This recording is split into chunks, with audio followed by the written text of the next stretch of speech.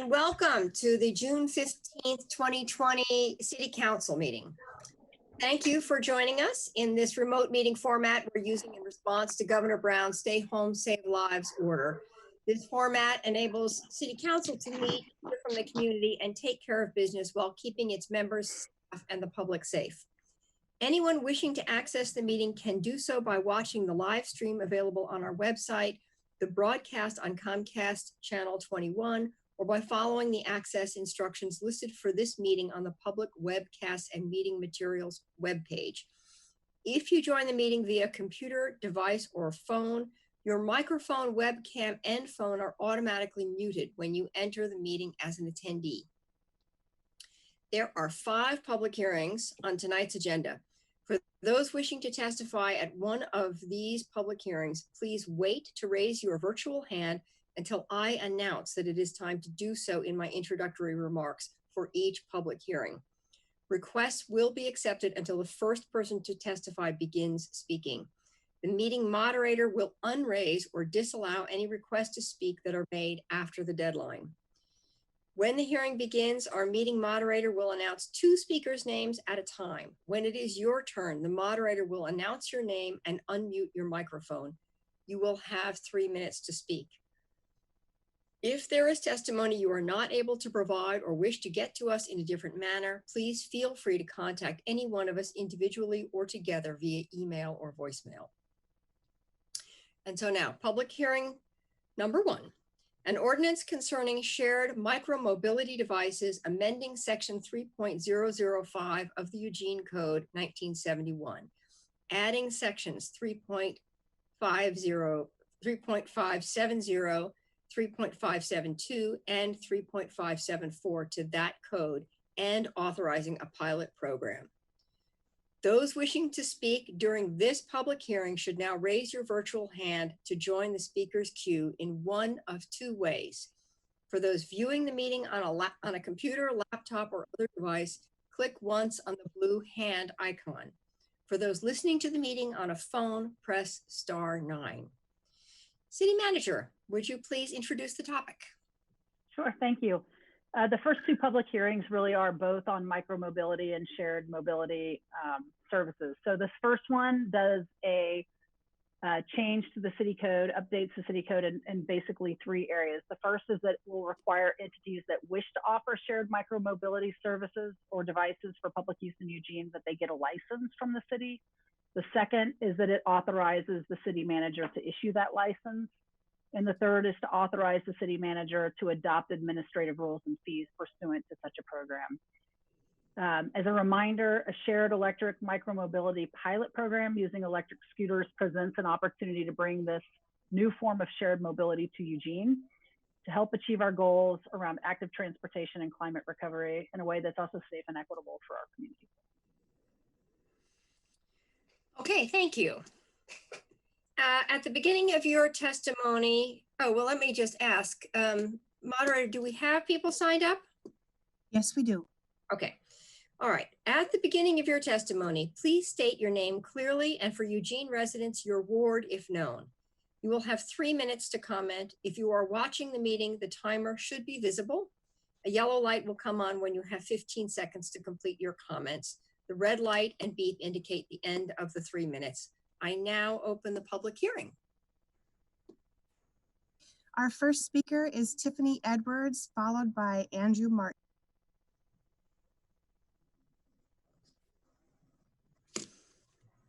Okay, good evening, Mayor, members of Council, Catherine, and of course our new City Manager, Sarah. Thank you all. Very good news there. I'm Tiffany Edwards. I'm here to testify on behalf of the Eugene Chamber of Commerce in support of a pilot program for e-scooters. Our local Government Affairs Council had a presentation by city staff, discussion and opportunities for questions on this topic. And last Friday, LGAC voted in support of an ordinance that would authorize a licensed business to operate a pilot program for shared mobility devices such as e-scooters. I thought I'd elaborate on the general benefits of micromobility devices when I speak at the companion ordinance that defines the lawful use, but here I'll make my remarks specific to the pilot program. The chamber is in strong support for the following reasons. This provides additional transportation options for those who may not wish to drive, but also may not be inclined to ride a bicycle, supporting the community's goals around climate and greenhouse gas reduction. It supports greater connectivity between the university, downtown, 5th Street area, and our new riverfront neighborhood.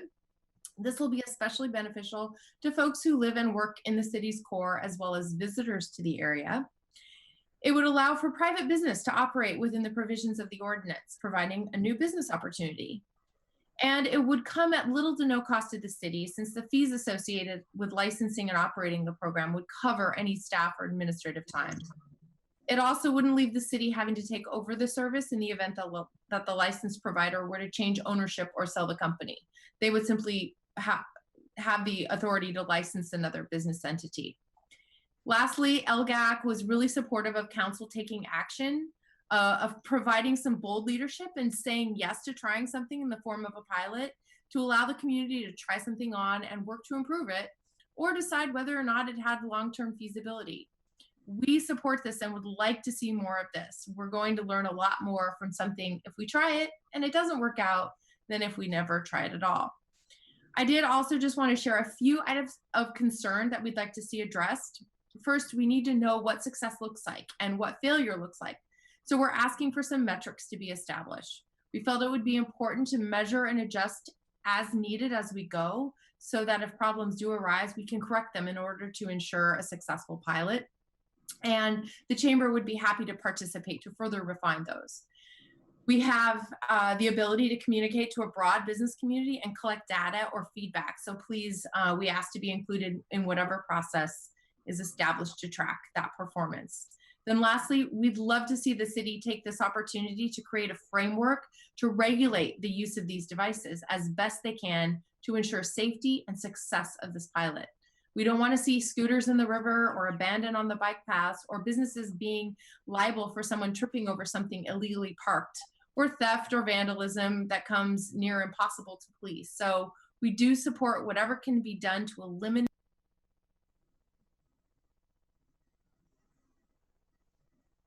I guess you just got cut off. Thank you.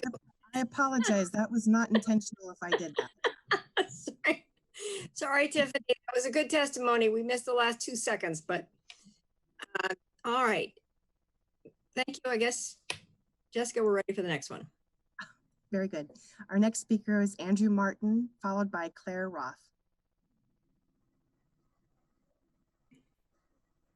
Good evening, Mayor and Council members. My name is Andrew Martin. I live in Ward 7. I'd like to speak tonight in favor of authorizing shared micromobility devices and pilot program in Eugene. These devices are now found in many cities throughout the world, and they can have a tremendous benefit to those cities that responsibly deploy them. Devices like shared scooters and e-bikes have the potential to help us achieve our goals in our climate action planning and many other plans that we have participated in as a community. They provide attractive alternatives to driving an automobile, and we should be supporting all options that will help us reduce our carbon footprint. Studies have shown that about 1/3 of electric scooter trips would have been taken in an automobile. And while scooters are not carbon free, and there are some issues with the manufacture and lifespan of scooters, they're still less carbon intensive than automobile trips. They're not going to solve all of our problems, but they may encourage people to try a car-free trip, which is a good start.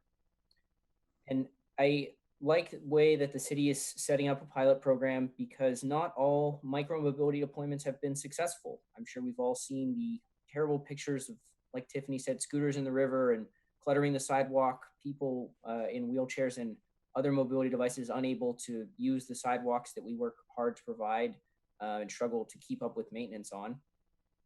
So a pilot program will, with correct rules, will allow us to make sure that we get the benefits of these devices, but without some of the issues that we've seen in other cities. Thank you. That's all. Thank you.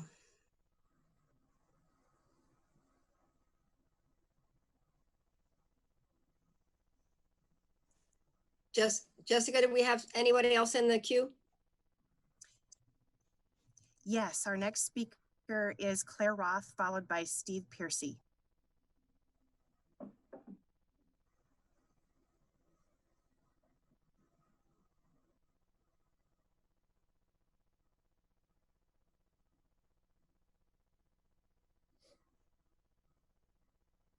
having trouble unmuting Claire.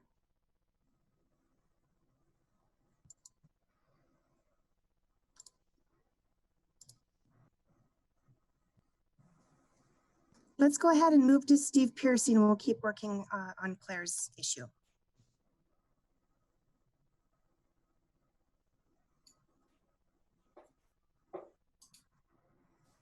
All right, can you hear me? Okay. My name is Steve Piercy. I'm from, from Ward 1, and I'm co-chair of the Friendly Area Neighbors Transportation Team. I am speaking in regards to the proposed City Code 5.1603, which is has one section in there that prohibits the use of micromobility devices within East Alton Baker Park. I hope that you will remove that section, and here's why. Within that area is the only east-west route that links Eugene and Springfield in a safe, connected, separated, off-street transportation network. The ban of micromobility devices in this area will discriminate against people who do not drive to move safely and undermines the city's own ordinances in support of the climate crisis and traffic safety. I did some research into why this code even exists, and it was put in place in 2014. I believe it is due to a misinterpretation of what a motorized vehicle was when the East Alton Baker Park Master Plan was published almost 20 years earlier in 1996. The only motorized vehicles at that time were gas-powered, noisy, noxious cars, mopeds, and scooters. Nobody wants that in a park. Electric micromobility devices that today they didn't even exist back then. So when the master plan banned motorized vehicles, it was enacted to prevent horrible things like off-roading, dumping, erosion and compaction of soils, especially near the canal, noise and exhaust from these gas-powered motorized vehicles. And all of that disturbs and annoys wildlife, plants, and other park users. There were concerns too about excessive speeds, but nowadays the technology exists. And in fact, by Oregon law, all of these micromobility devices are restricted to have only to have at a high speed of only 20 miles per hour. So that's not even an issue. And if you want to compare how speed is with, you know, a 200-pound person on a bike versus a 2-ton person driving a car, don't even go there. Lastly, within this code, there is one section that elsewhere that talks about banning skateboards within the travel lane of cars. And the way that the city code is written right now, it actually prohibits the use of anyone using a skateboard in the travel lane where a car would be driving. And that's even in residential streets. That's even where there are no sidewalks for people to, you know, transport themselves safely. So given that there's these two problems with the proposed code, I urge that council come back and revise the code to strike the clause about illegal skating in the street and to accommodate Thank you. riding of micromobility in East Alton Baker Park. Thank you. Thank you. Thank you. I wanted to say to Claire Roth, if she would like to raise her hand again, I will put her back in the queue. There, perfect. Let's see if we can get her going.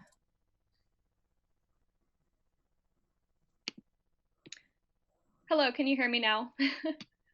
Yes, we can. Thank you. Hopefully you all can hear me. I'm Claire Roth. I work with Better Eugene Springfield Transportation. BEST supports the necessary updates to City Code to allow a pilot program in Eugene to provide shared micromobility, e.g. e-scooter services. The introduction of shared micromobility services in Eugene would significantly aid the goal of reducing greenhouse gas emissions in a variety of ways. Due to their electric nature, of course, e-scooters don't create emissions. They take up far less space than cars do, therefore helping mitigate traffic congestion and reducing those harmful emissions created by idling vehicles.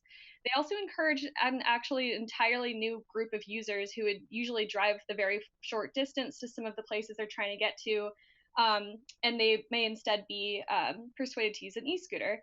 Also, in the light of the COVID-19 pandemic, e-scooters are cost-effective solutions to issues around transportation options recovery. Lane transit district service cutbacks have left people in Eugene with fewer transportation options, forcing a lot of folks to drive cars when they may have preferred public transportation.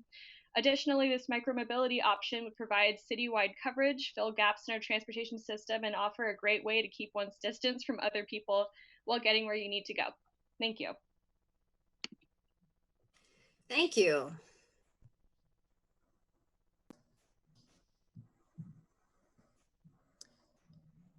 Our next speaker is Will.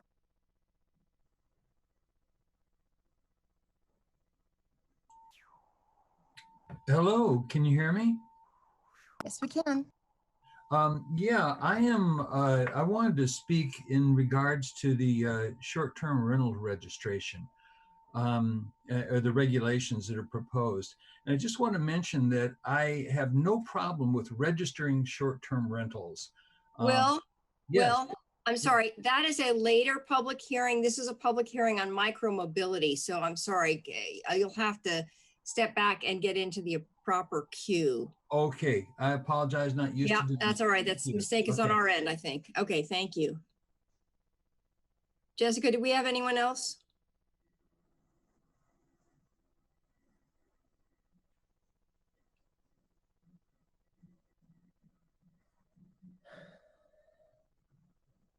Shayla raised her hand. Just a moment, please. Okay, that's great. Hi, yeah, I'm unclear as to how to get into the proper queue to comment on the short-term rental policy. When the mayor introduces that public hearing, which will be the last one for this evening, you can raise your hand at that time. Okay, thank you. That concludes this public hearing, Mayor. Okay, that's great. That concludes the testimony. Are there any comments from council? Okay, we will close that public hearing and move on to our second public hearing of the evening.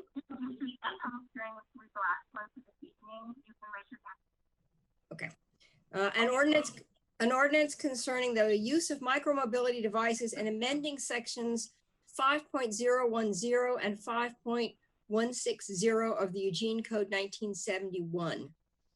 Those wishing to speak during this public hearing should now raise your virtual hand to join the speaker's queue in one of two ways. For those viewing the meeting on a computer, laptop, or other device, click once on the blue hand icon. For those listening to the meeting on a phone, press *9. City Manager, could you introduce this topic? Sure thing. So this actually builds on the last public hearing. This one is an opportunity for the City Council to hear testimony about a proposed ordinance that allows electric micro-mobility devices on our shared use paths in Eugene. So over the last few years, electric bikes, electric scooters, skateboards, and other devices have become very popular ways for people to travel around Eugene. And right now, electric bicycles are allowed on our shared use paths, but all of the other types of electric micro-mobility are not. So this ordinance would allow that to happen. Okay, thank you. Jessica, do we have anyone in the queue on this hearing? Yes, we do. We have 3 folks signed up. Okay. At the beginning of your testimony, please state your name clearly and for Eugene residents, your ward if known. You will have 3 minutes to comment. If you are watching the meeting, the timer should be visible. A yellow light will come on when you have 15 seconds to complete your comments. The red light and beep indicate the end of the 3 minutes. I now open the public hearing. The first speaker will be Tiffany Edwards, followed by Claire Roth.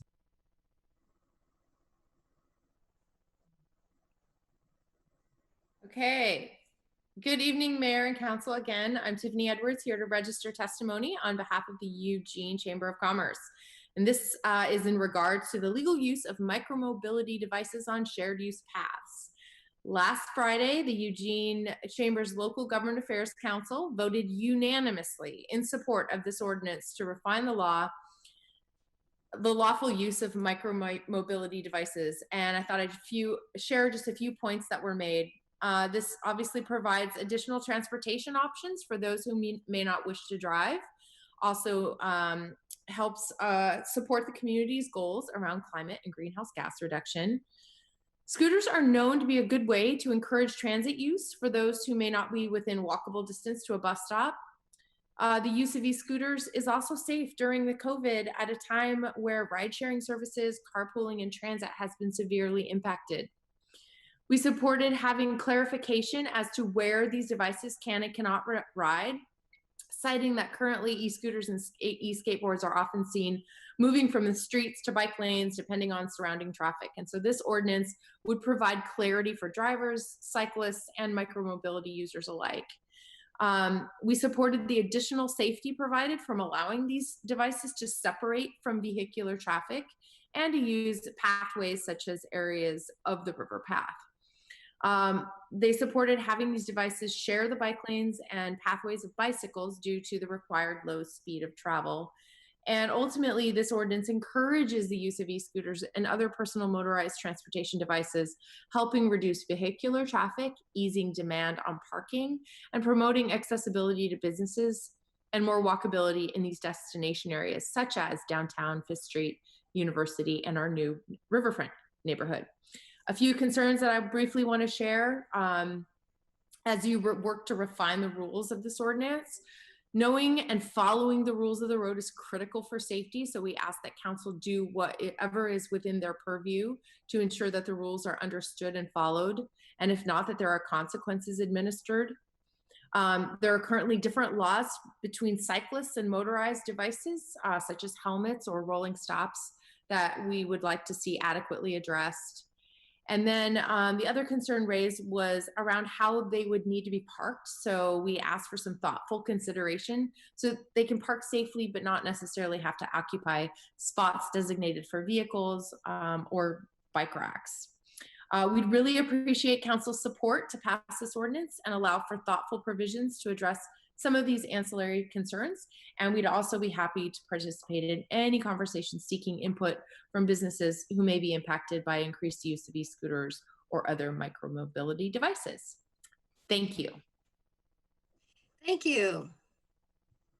Our next speaker is Andrew Martin, followed by Steve Pierce. Hello, this is Andrew Martin again, still in Ward 7. So I would just like to encourage you to approve electric micromobility devices on our shared use path system. Even without a public option, these are becoming pretty widespread, particularly if you go down to the university. It seems like everybody under the age of 25 has one. Their physical footprint is limited, and with their speeds being limited to 20 miles an hour, they're fundamentally compatible with our paths. You're at 20 miles an hour, you're not going any faster than a quick bicyclist. So they're compatible. And I don't think that they would cause problems by taking up too much space. And again, anything we can do that provides people an option to get out of their car if they choose to do that, we should be doing. I would also encourage you to direct staff to revisit the East Alton Baker Park Master Plan so we can work on removing the restrictions for electric bikes and scooters on that section of the path system. We don't live in isolation. Most of us cross the river and I-5, at least once or twice a week, some people every day. And allowing electric assist devices is really critical in helping us move the needle on the number of people who are choosing to make non-auto trips. So I would encourage you to have staff revisit that in the future and to vote yes for the ordinance coming up. Thank you. Thank you. Our next speaker is Steve Piercy, followed by Claire Roth. Thank you. I just wanted to acknowledge that I was confused by the order in which the public hearing items were taking place. So my previous testimony, I would just like to have shifted over to this public hearing, if you can please do that. Thank you for nodding. And if I also may, I would just like to say that the fan transportation team is also in support of the licensing program to have micromobility throughout the city. And that's all I have to say. Thank you very much. Thank you. Our last speaker is Claire Roth.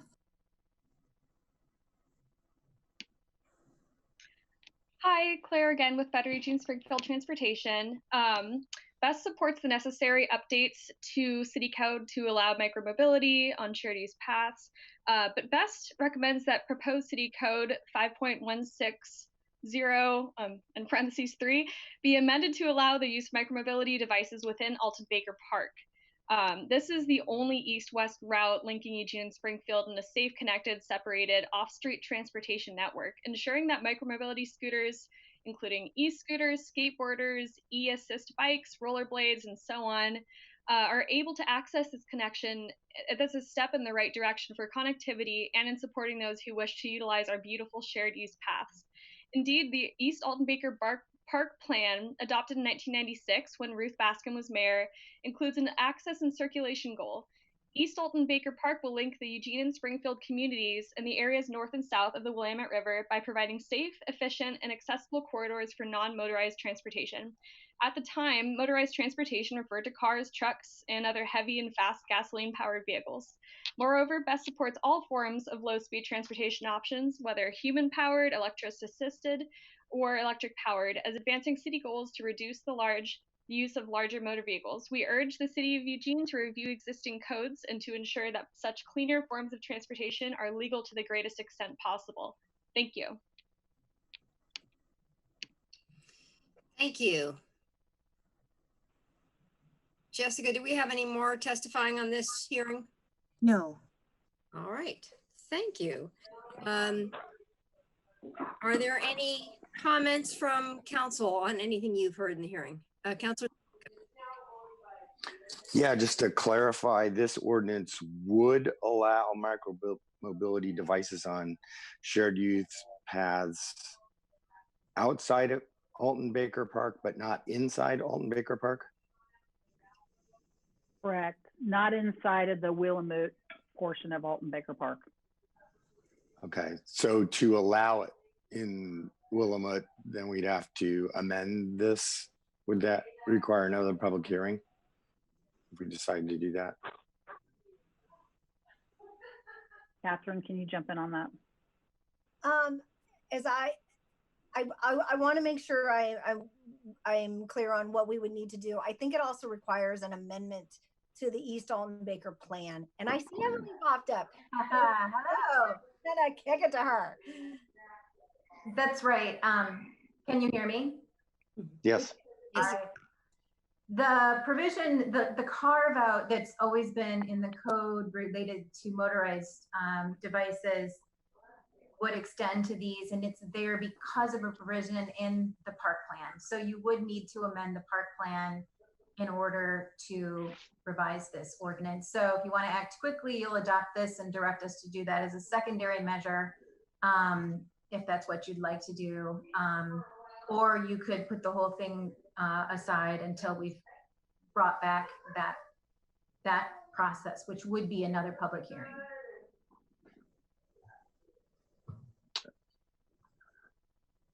Oh, so if I understand that correctly, if we want to do that, we have to do another public hearing? Yes. Okay.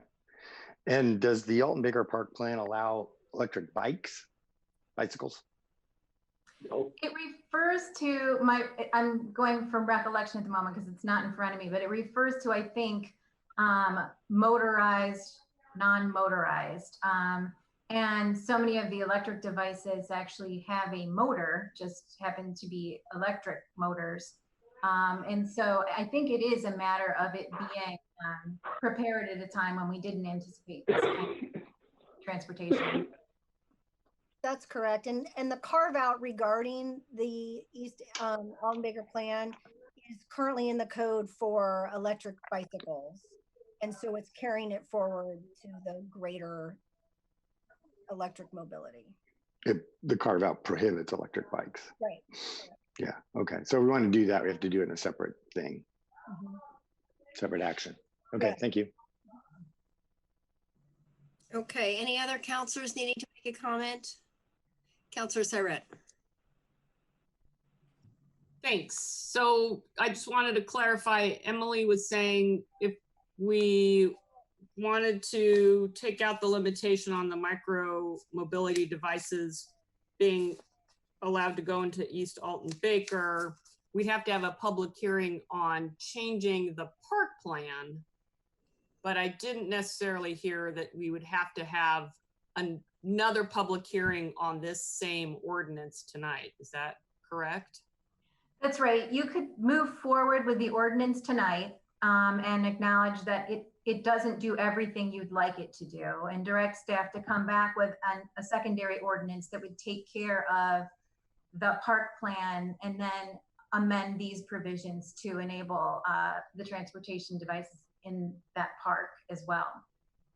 In the alternative, the whole thing could wait, and we could do it all at the same time through another public process. It would just be one public hearing, and that would be on the revision of the park plan. Right, and these code provisions. I mean, if you want to change that's this what now, I was trying to clarify. Yeah, if you wanted to take the carve out for the park out of this ordinance now, that would be a significant enough change that we want you to go through another public hearing. That's what I wanted to hear. Okay. Yep. All right. Thank you. Mm-hmm. Okay, any other questions or comments on this? Okay, I think that brings this hearing to a close. So I close this public hearing and we'll move on to public hearing number 3, which is an ordinance reducing the speed limit to 20 miles per hour on local streets in residential areas. Those wishing to speak during this public hearing should now raise your virtual hand to join the speaker's queue in one of 2 ways. For those viewing the meeting on a computer, laptop, or other device, click once on the blue hand icon. For those listening to the meeting on a phone, press *9. City Manager, could you please introduce the topic? Sure thing. So this public hearing is an opportunity for council to hear testimony about a proposed ordinance to lower the speed limit to 20 miles per hour on local streets and residential areas. Slowing vehicle speeds on our streets is a key strategy in our adopted Vision Zero action plan. And just as a point of reference, research shows that a person struck at 25 miles per hour is nearly twice as likely to die than in a crash at 20 miles per hour. So it's a significant data point. This proposed ordinance implements and is supported by our transportation policies that prioritize the safety of people using our transportation system with an overall goal to reduce harm to people. The ability to allow cities to do this, lowering speeds on residential streets, was a result of a passage of Senate Bill 558. This legislation was a pretty heavy lift for local jurisdictions to be able to get this authority, and was actively supported by our IGR staff. Okay, thank you. Jessica, do we have people signed up to testify? Yes, Mayor, we have 4 folks signed up. All right, great. Beginning of your testimony, please state your name clearly, and for Eugene residents, your ward if known. You will have 3 minutes to comment. If you are watching the meeting, the timer should be visible. A yellow light will come on when you have 15 seconds to complete your comments. The red light and beep indicate the end of the 3 minutes. I now open the public hearing. Our first speaker will be Duncan Rhodes, followed by Andrew Martin.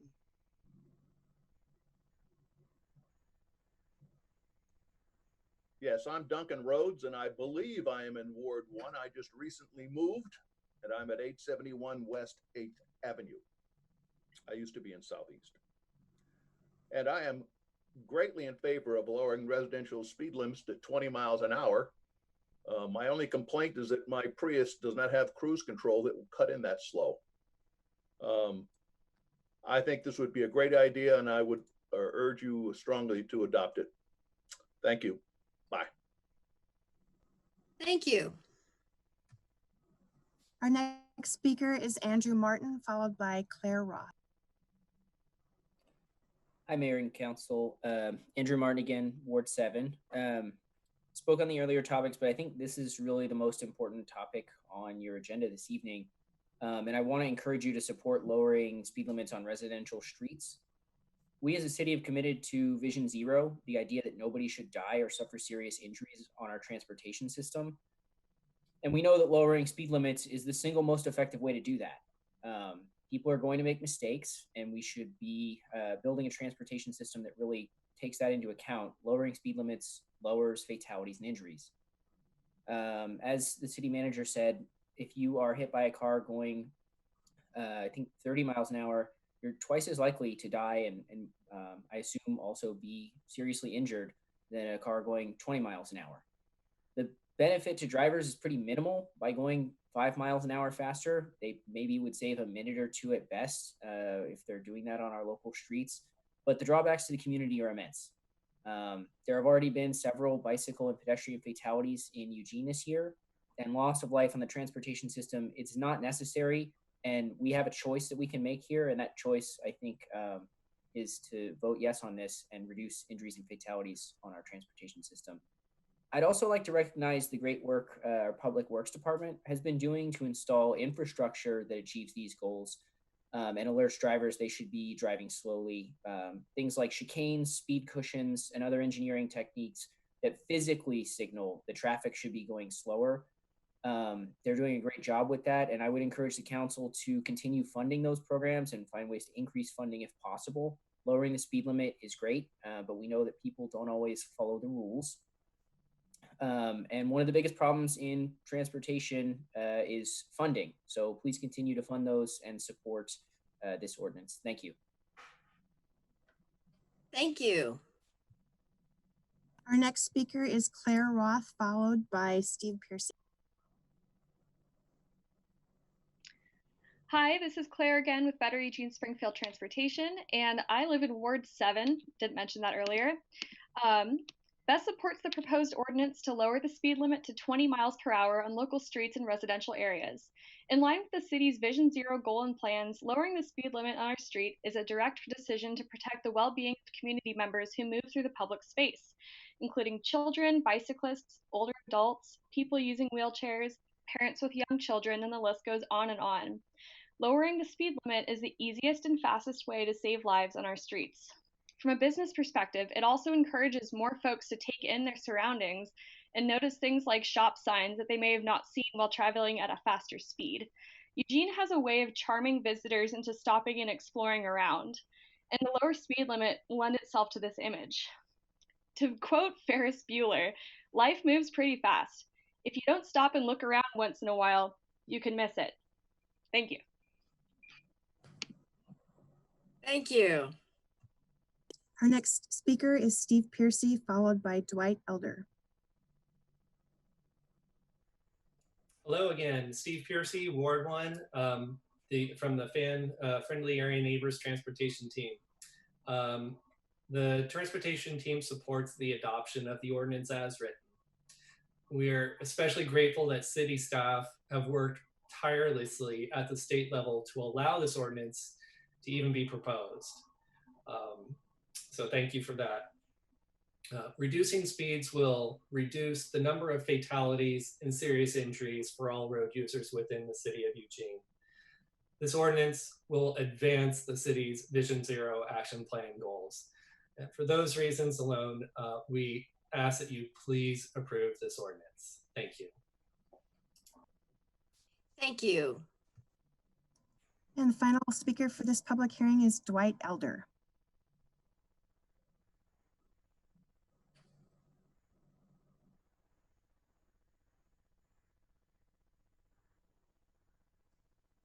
Dwight, are you able to unmute yourself there? Hello.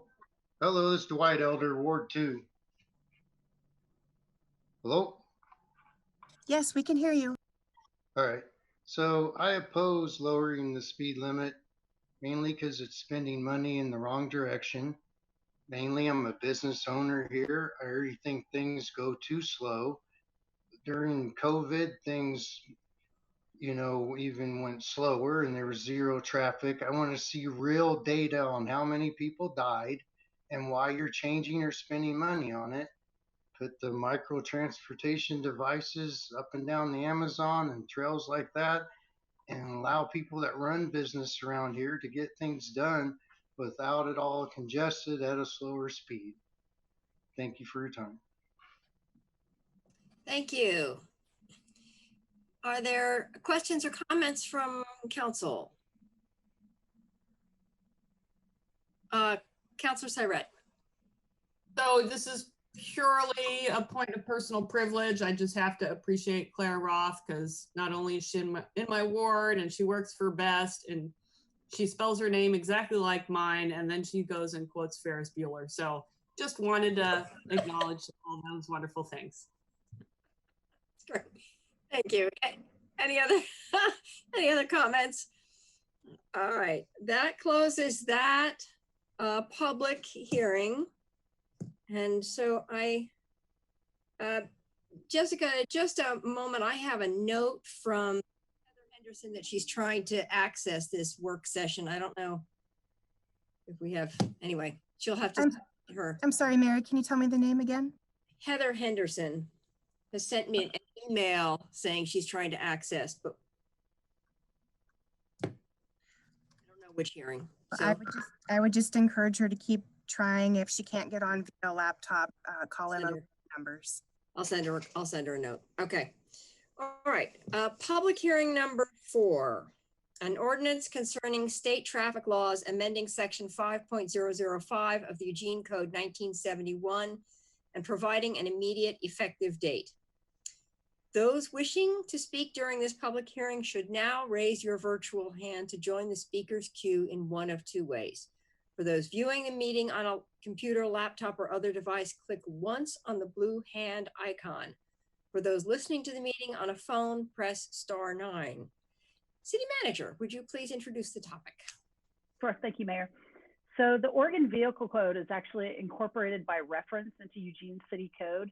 So when the state legislature makes changes to the Oregon Vehicle Code, we need to do that and readopt the cross-reference statute to capture their changes. So this public hearing is an ordinance that readopts the Oregon Vehicle Code to update the city's code to include changes made by the state legislature since our last update in 2017.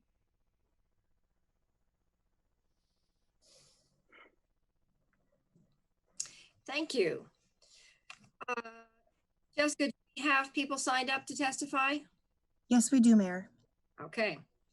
At the beginning of your testimony, please state your name clearly and for Eugene residents, your ward if known. You will have 3 minutes to comment. If you are watching the meeting, the timer should be visible. A yellow light will come on when you have 15 seconds to complete your comments. The red light and beep indicate the end of the 3 minutes. I now open the public hearing. Our first speaker will be Shayla Duke, followed by Earth Trooper. I'm sorry, this is Shayla Duke. That was a mistake. Sorry about that. Thank you.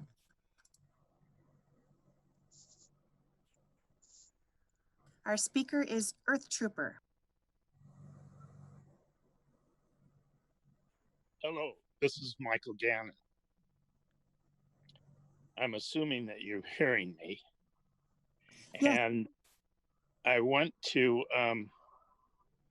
really question your bureaucratic procedure here, because I've been testifying a number of times in real time before you about the failure to enforce the right-of-way of pedestrians at intersections that was established by the state legislature many years ago. So without getting into it too much, because I'm beginning to think people think it's ridiculous, but I feel like it's a little bit analogous to how unbelieving testimony from other people about police brutality over the years. It apparently didn't happen until suddenly people had to get real aggressive and demonstrate and march. And I think it's also a little bit of a parallel to the pandemic and global warming. I think it is definitely a global warming issue to protect pedestrians who want to cross busy streets.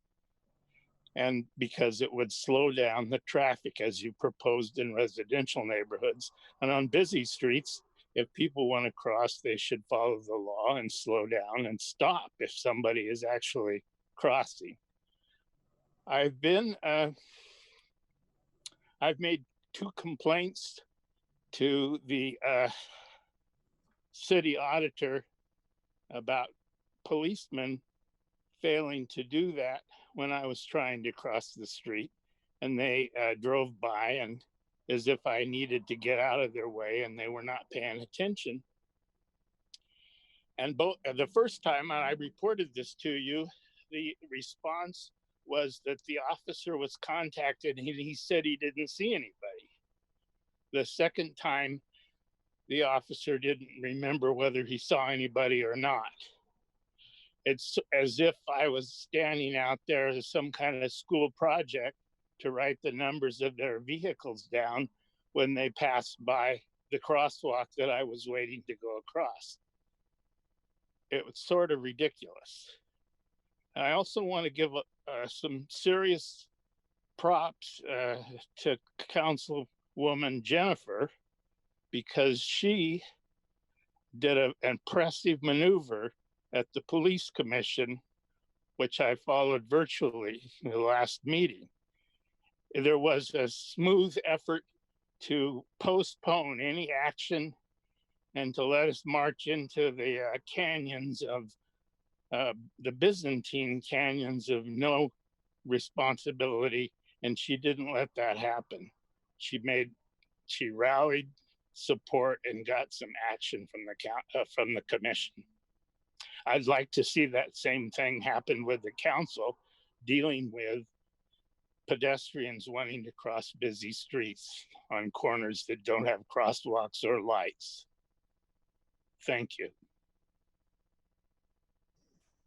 Thank you. That concludes testimony for this public hearing.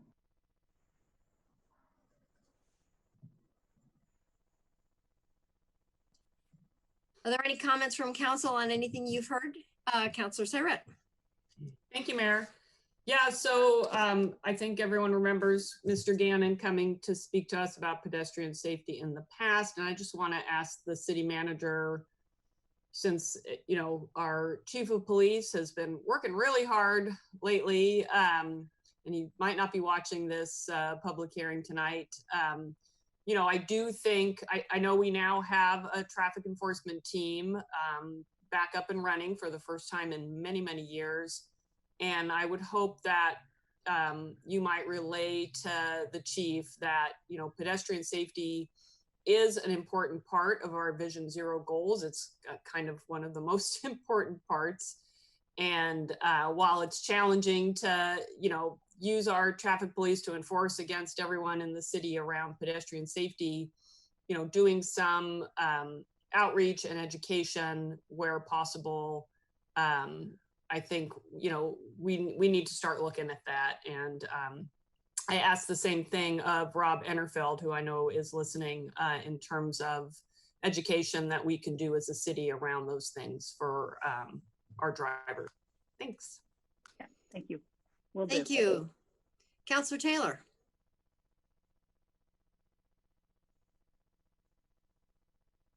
Thank you. I have mentioned this many times during items in council meetings over the years. I think I personally know 3 people who've been struck by cars downtown, the downtown core, and I've heard of a lot of others. And I have been honked at when I was trying to cross on a walk signal downtown. I do think it's something that we have not paid enough attention to. Thank you. Thank you. Any other comments from council? Okay, that closes that public hearing. Thank you. We are now on to our final public hearing, number 5, an ordinance concerning short-term rental business licenses, amending section 3.005 of the Eugene Code 1971 and adding section 3.350 to that code. Those wishing to speak during this public hearing should now raise your virtual hand to join the speaker's queue in one of 2 ways. For those viewing the meeting on a computer, laptop, or other device, click once on the blue hand icon. For those listening to the meeting on a phone, press *9. City Manager, would you please introduce the topic? Sure thing, Mayor. So as you know, this we've had a number of work sessions on the short-term rental ordinance and a possible ordinance, and this public hearing attempts to, this ordinance attempts to capture all of what we've heard from you in your most recent conversation. So what this does is adds a licensing requirement for short-term rentals. That license allows us to collect data on the location of short-term rentals, whether they are owner occupied, and how many people are staying for how many nights. It also includes a requirement for contact information for a local host and provides a means to revoke the license if there's 3 or more verified complaints. Tonight's a public hearing. We look forward to your comments and feedback. Action is scheduled for July 13th. Thank you. And Jessica, I'm pretty sure we have several people signed up. Can you tell me how many? At this moment, 26. Okay, thank you.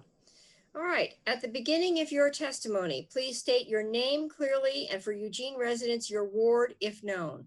You will have 3 minutes to comment.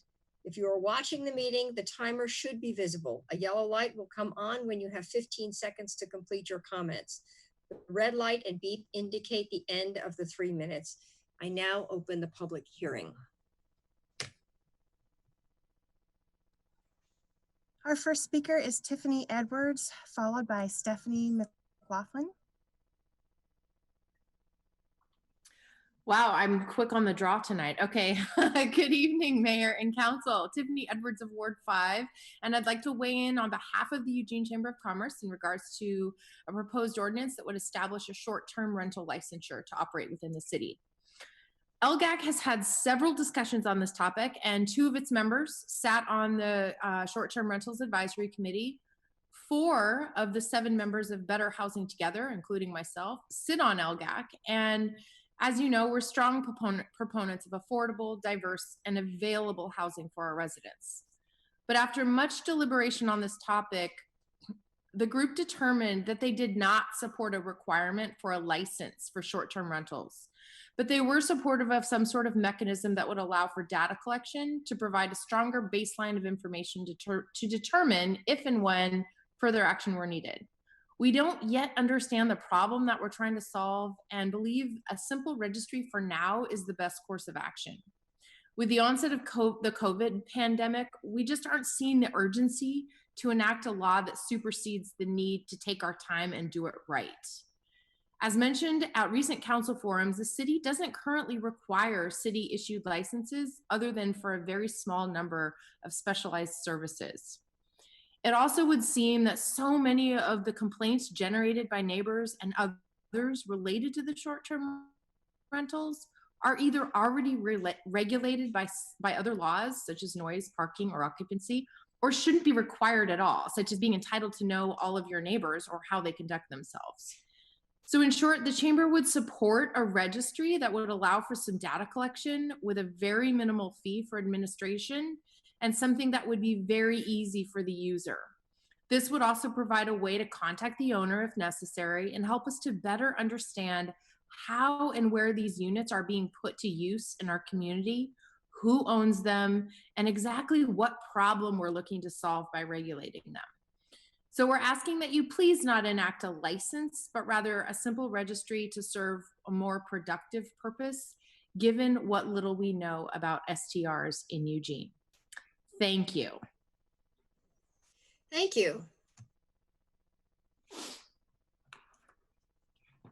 I got in first.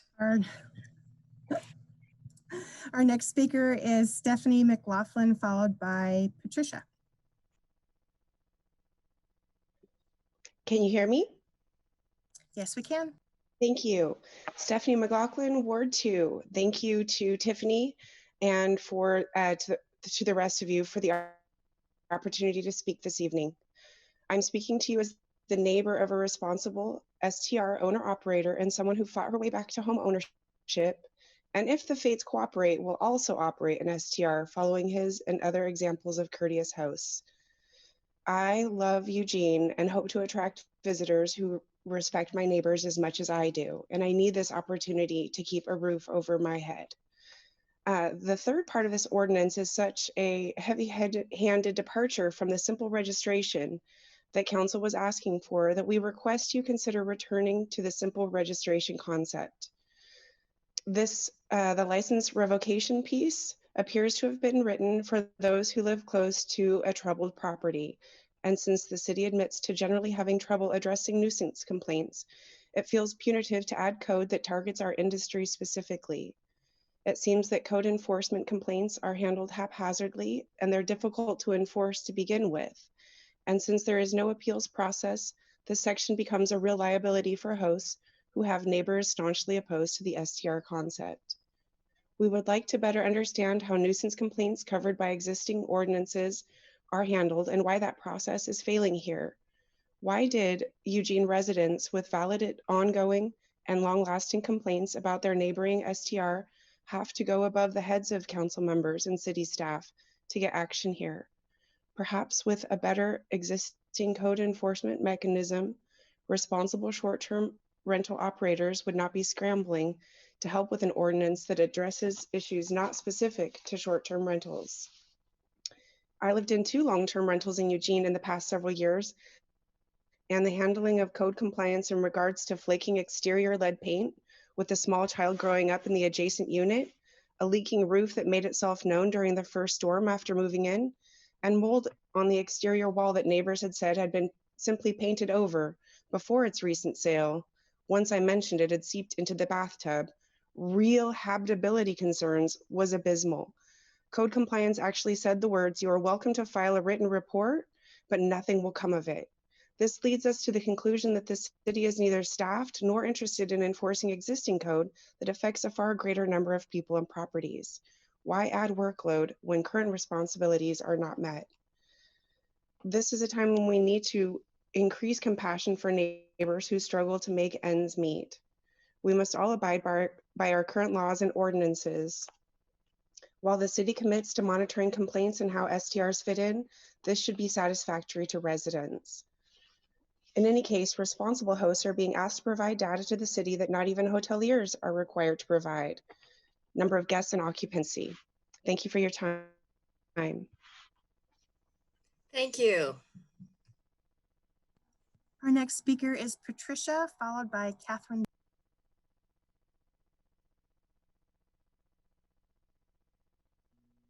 This is Patricia. Can you hear me? Yes, we can. Thank you so much. Good evening, Mayor and Council. My name is Patricia Moore. I'm the Executive Director for Global Vacation Rental Association. I'm based in Washington, D.C. Our organization is focused on fair regulations regarding short-term rentals globally. There has been a lot of recent discussion regarding licensing versus registration. And based on what we know has worked in other cities, we are encouraging Eugene to just register STRs. In Alexandria City, Virginia, for example, after their own internal investigation of licensing versus registration, they made the decision to just register STRs and collect tax. It's worked out beyond their initial expectations. I included an internal report that I forwarded out to the city earlier today for your review. This report highlights not only the increased tax, but how there have been very few complaints regarding short-term rentals. Registration alone will help Eugene ensure tax is collected with little or no increased cost to oversee implementation. Additionally, I would suggest that Eugene remove any requirement providing detailed guest information.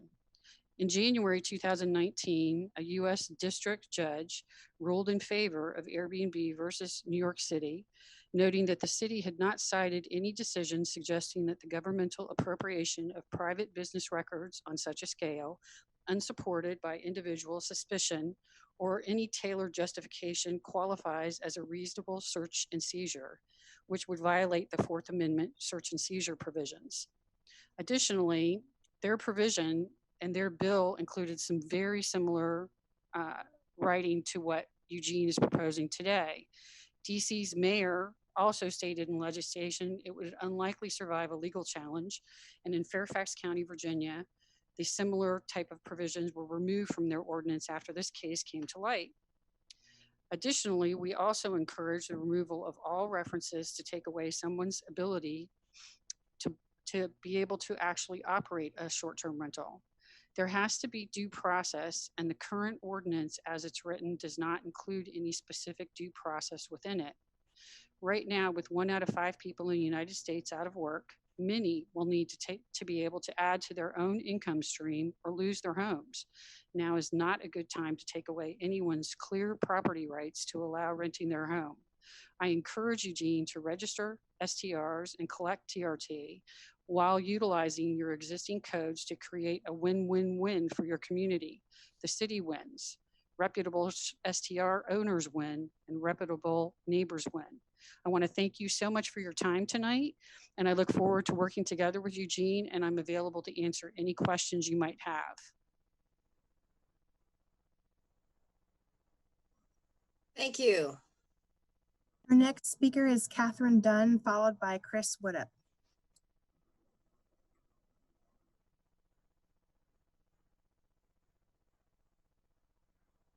Hello, I'm Catherine Dunn, Ward 5. I'm also a member of ESTRA, or Eugene Short-Term Rental Association. And to give you a little background, you hear a lot of us on the line tonight. We are a group of short-term rental hosts who advocate for short-term rentals, as well as for neighborhood livability, because we're neighbors too. And believe me, the property owner is the last one who wants a bad guest, because we're the ones who have to clean up the mess and deal with the consequences. So we carefully qualify guests before accepting them to help ensure our properties are well taken care of and avoid any problems. Eugene needs short-term rentals because we don't have enough hotels for major events, and SDR hosts need and rely on short-term rentals financially to help pay their mortgages, fund retirement, put kids through college, and lots more. ESTRA members have been actively engaged as the city has looked into regulating short-term rentals, and we are committed to working with the city and our neighbors to help ensure a positive experience for everybody. Now, I'd like to make some comments about the proposed ordinances. As others have been talking about licensing versus registration, there has been no discussion about licensing versus registration and what the differences are in any ad hoc or council meeting. The impact of licensing would be much greater than registration, and there's really no good reason to go to that extent of licensing at this time. There simply is no data to show that STRs are in fact a problem, other than the one bad apple STR host who had the neighbors, who the neighbors had a problem with due to a party that required a police response. No one wants to live next door to a nuisance, but we already have city ordinances to handle nuisances, and it's unfair to penalize responsible STR hosts to solve the problem of a few bad actors. The city manager and councilors have even questioned what the problems with STRs are. They simply don't know because there's no data. So again, don't license, instead register short-term rentals. The city already has a registration process in place, which will be much easier, faster, less costly, and less of a burden on everybody. And registration will allow the city to collect the data needed to understand the true impact of STRs in our community.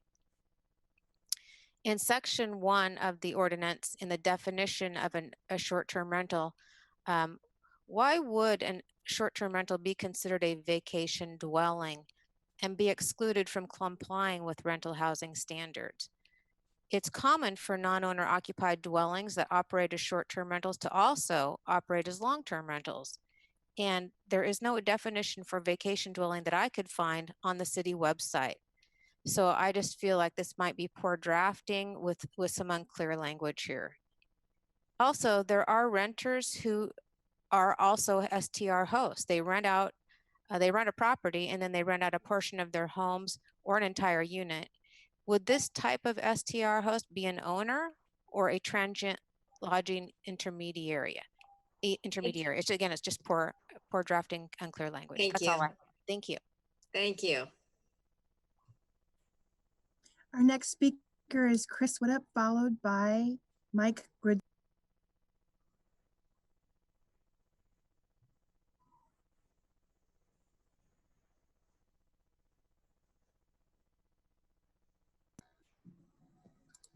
Chris, are you able to unmute yourself?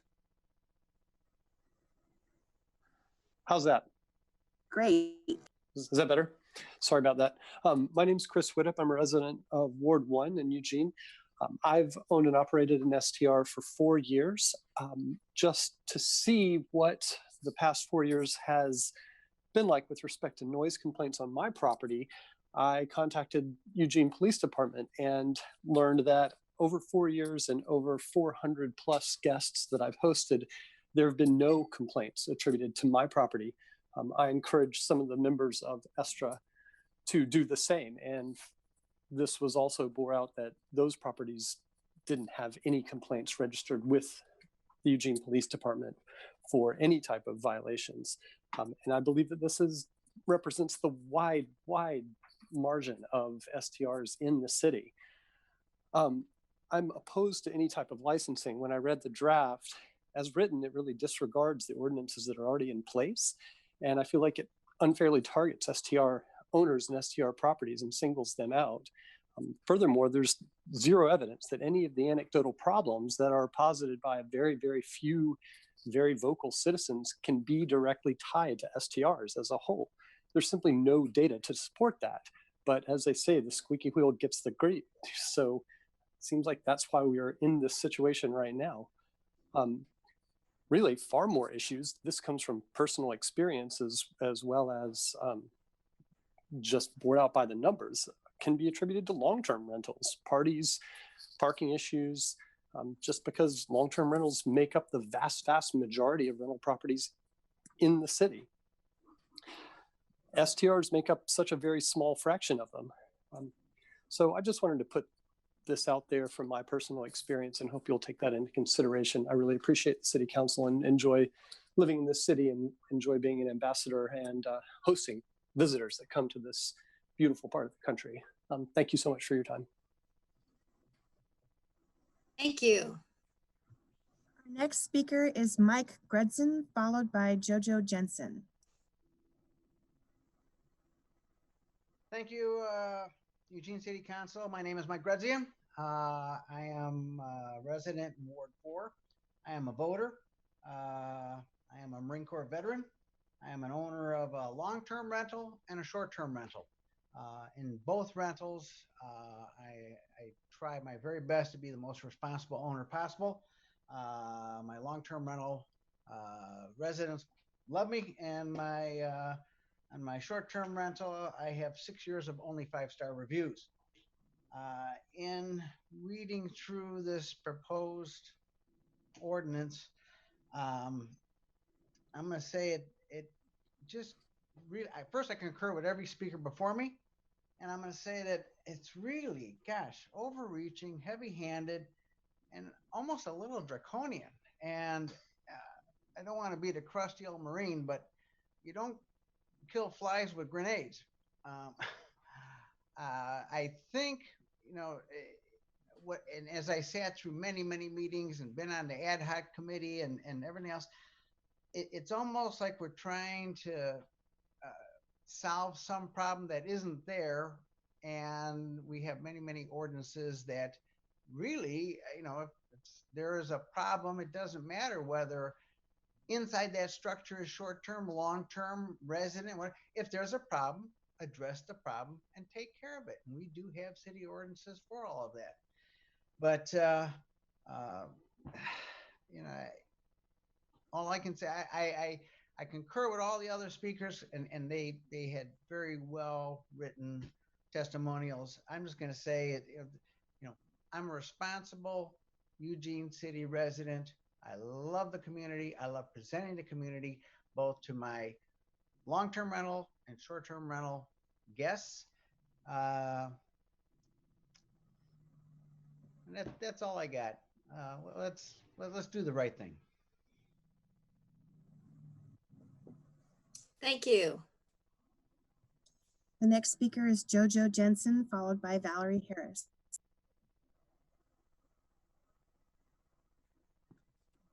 Hello there, counselors. It's Jojo Jensen from Ward 3. And I know I've talked to many of you all before, but here's my story again, just in case you forgot. So for 7 long years, there was a full-time non-owner occupied short-term rental next to me in the cul-de-sac. And from the get-go, there were problems. But when the neighbors engaged and spoke to the owner, all we got was lip service. We'll fix it, no problem. And nothing changed, except for the fact that it got worse. While he enjoyed the profits generated from his entire house hotel, the neighborhood was left to deal with the strangers coming and going at all hours. Drunk middle-aged white guys screaming at each other post-football game, and occupancies way over the ordinances of 5 non-related people. And finally, this January, as you all know, the owner allowed guns, drugs, and criminals with felony warrants to rent his house in our quiet neighborhood on a cul-de-sac. And you know what happened to the owner? Nothing. He got a slap on the wrist from Airbnb, but the city did nothing. The compliance office decided not to fine the owner because the party and subsequent arrests were a police matter. So he was free to continue to erode our neighborhood, which he did. In the 7 years of total irresponsible behavior, the owner was fined 1 time. And not a single citation from the police was issued, even though multiple calls for nuisance were called to 911 against the property. And you know why? Because nuisance calls barely rank in importance for what the police have to do on the daily. So there's good news. Thankfully, that owner sold the party house, and now I have an awesome neighbor that lives next to me. But already, he has another short-term rental up and running in Ward 2. Now, my hope was that council and staff would support an ordinance that had more protections for neighbors and neighborhoods. But instead, there's a threadbare edict that dismisses the real issues in favor of short-term rental operators to the detriment of our community. I personally don't think the ordinance goes far enough. Now, registration to operate an STR in Eugene and the suspension of said STR after 3 verified complaints is the least that you guys should do to protect those of us who actually live here. And if it was me, I would put this discussion back on the books a year from now to revisit this again, because the problems aren't going to go anywhere. Thank you. Thank you. Our next speaker is Valerie Harris, followed by Paulina Romo. Hello, Valerie Harris, Ward 5, and member of Estra. In case you hear a loud dog barking, I apologize. I have a neighbor that has a really loud dog that barks incessantly. But anyways, I live in my home and have 2 bedrooms that I rent out on Airbnb. Since I live here and have great pride in my home and neighborhood, I impeccably maintain my property. I can and do enforce very strict rules around noise and certainly never allow any events in my home. We are a country built on a set of ideals: life, liberty, and the pursuit of happiness. The Constitution is the document that espouses these ideals and gives us the framework of our rights as a nation. Property is the foundation of every right we have, and including the right to be free. We as a country have fallen woefully short of these ideals to ensure that Black Lives Matters. We need action at every level of the government to evolve.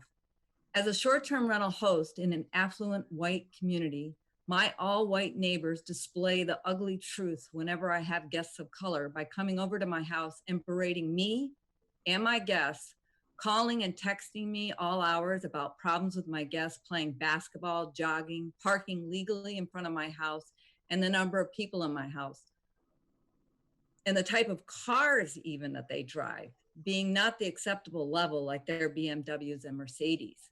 Since I was doing nothing wrong, I took no action.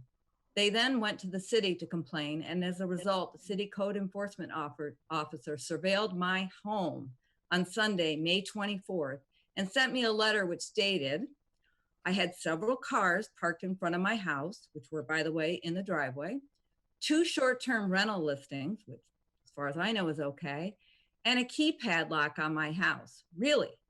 What is wrong with that? Is that a verified complaint?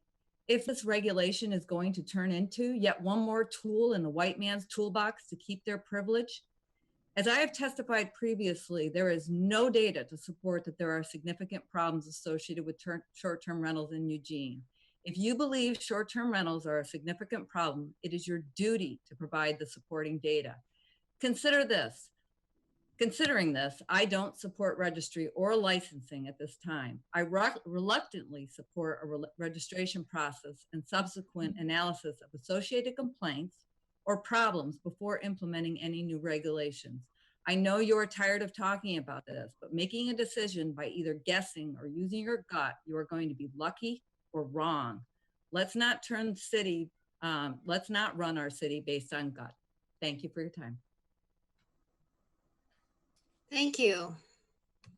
Our next speaker is Paulina Romo, followed by Tim Kovash. Good evening. Actually, my name is Paul Schwartzberg. I'm on Paulina's computer, however, so that's why it says Paulina. Good evening. My name is Paul Schwartzberg, and I live on Augusta Street in Ward 3, and I'm a member of ESTRA. My partner, Paulina, and I own an Airbnb on our property. It has provided a supplemental income for us that has allowed us to maintain a higher quality of living than we would otherwise have. As with all people and businesses in the hospitality industry, the recent COVID-19 restrictions and concerns have had a major impact on the revenue we receive. We had virtually no revenue from our Airbnb for all of April and May. With June, we are starting to see rentals again, but to maintain safety, we are always leaving at least 2 days between guests. Thus, there is still an impact to our revenue. With so many families struggling financially at this time, it strikes me as a bad time for the city to be considering new legislation that would limit that income of revenue and may help us make ends meet. My partner is currently experiencing medical issues, and the extra revenue from our Airbnb will be essential in helping us to recover the upcoming medical bills. To another point, I am very concerned that licensing is suddenly on the table. We are not opposed to registration, but licensing is a whole different conversation to come up at this point in the process. As a broadcast professional who has covered city councils in various cities throughout my career, I see it as very uncommon for an ordinance to be considered in a public hearing that has not previously been discussed for public comment in any previous forum, including in this case, the ad hoc committee put together by the city to discuss STRs. I would like to echo the comments, feelings of other STR owners that the city abandon the notion of licensing and return to registration. In addition, I am concerned by language in Section B of the short-term rental licensing and registration requirements of the proposed ordinance. Like other STR owners, I am confused as to why the city would feel it would need to gather more information from STR owners than it does from other businesses in the hospitality industry. Beyond the legality, I question the motives. Lastly, I listened to the testimony of Jojo Hansen and heard nothing in it that suggests a problem with STRs, but rather an issue of enforcement of existing ordinance that started from before the property she is complaining about was an STR. Thank you for your time and consideration. Thank you. Our next speaker is Tim Kovash, followed by Brenda. Hi, can you hear me? Yes, we can. Hi, good evening. My name is Tim Kovash. I'm a Eugene resident from Ward 3. We have supported the idea of registration in every discussion we've had with individual councilors. We ask for simple registration, which will help the council count how many STRs there are in the city of Eugene. This registration should include an additional local contact, which would be helpful if the owner happens to be out of the area. We kindly ask you to remove the license and registry requirements in the current draft ordinance. ORLA stands for Oregon Restaurant and Lodging Association. They have been requesting regulations against STRs on behalf of the hotel industry dating back to last summer. According to the notes from the September 23rd work session, the ORLA made licensing recommendations to city staff for the original draft ordinance. In hindsight, it seems there was a strong agenda to exaggerate the perceived problems with STRs. While the incident with Jojo Jensen was quite unfortunate, it was an outlier based on the data. It definitely should have been dealt with promptly, as party complaints are not exclusive to STRs. The data from the Eugene City website shows that dating back to January 1, 2018, a time span that includes 47 public hearings with over 1,000 speakers on various topics, only 11 people mention STRs in any type of negative light. While we have heard rumors of the other possible problem STR houses, we have yet to hear about them other than anecdotally during these public city council meetings, or that any formal complaints have been filed. If the issues are so common as suggested, where are all of these people and why are they not willing to come forward in a public setting? We understand this is difficult, but we plead with you to look at the bigger picture and the data that has been made available, including the city survey that was presented from the ad hoc committee.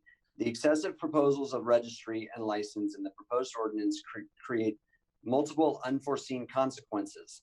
The city has no reason to require detailed proprietary business information of ours kept in a registry, which also presents serious privacy concerns. We kindly ask for registration and not licensing and not the registry provision. Thank you and have a good night. Thank you. Our next speaker is Brenda, followed by Nancy Meyer. My name is Brenda Kamainui, 4003 Dillard Road. I'm in Betty Taylor's ward. I occasionally rent my home through Airbnb, especially for events like graduation at the U of O. I do this not because I need the income, but because it brings me joy to make people happy who come to this town for a special occasion. It's a hospitality experience I enjoy, and I've never had a problem. I respect people who do rent short-term as part of their livelihood. Even though I rent only occasionally, I support a vehicle to collect a fee that supports a compliance officer for short-term rental regulations. I think this is important to STR practice. My primary interest is to require owner-occupied short-term rentals without assurance of homeowners who care enough about their rentals to return to them regularly. I fear we develop a bevy of party houses that plague neighborhoods. There's nothing I would rather do with my home than be a good neighbor. People piling into my house in large, unregulated numbers with vehicles to match is a sure way to offend my neighbors. To preserve neighborhood continuity and appeal, which is, by the way, a big reason people rent Airbnb units, I believe owner-occupied units are essential. Without this, we're no better than a motel misplaced in the neighborhood. If the last 3 months have taught us anything, it's that our neighbors and neighborhoods matter. Let's preserve them. Thank you. Thank you. Our next speaker is Nancy Meyer, followed by Cheryl Crumbly.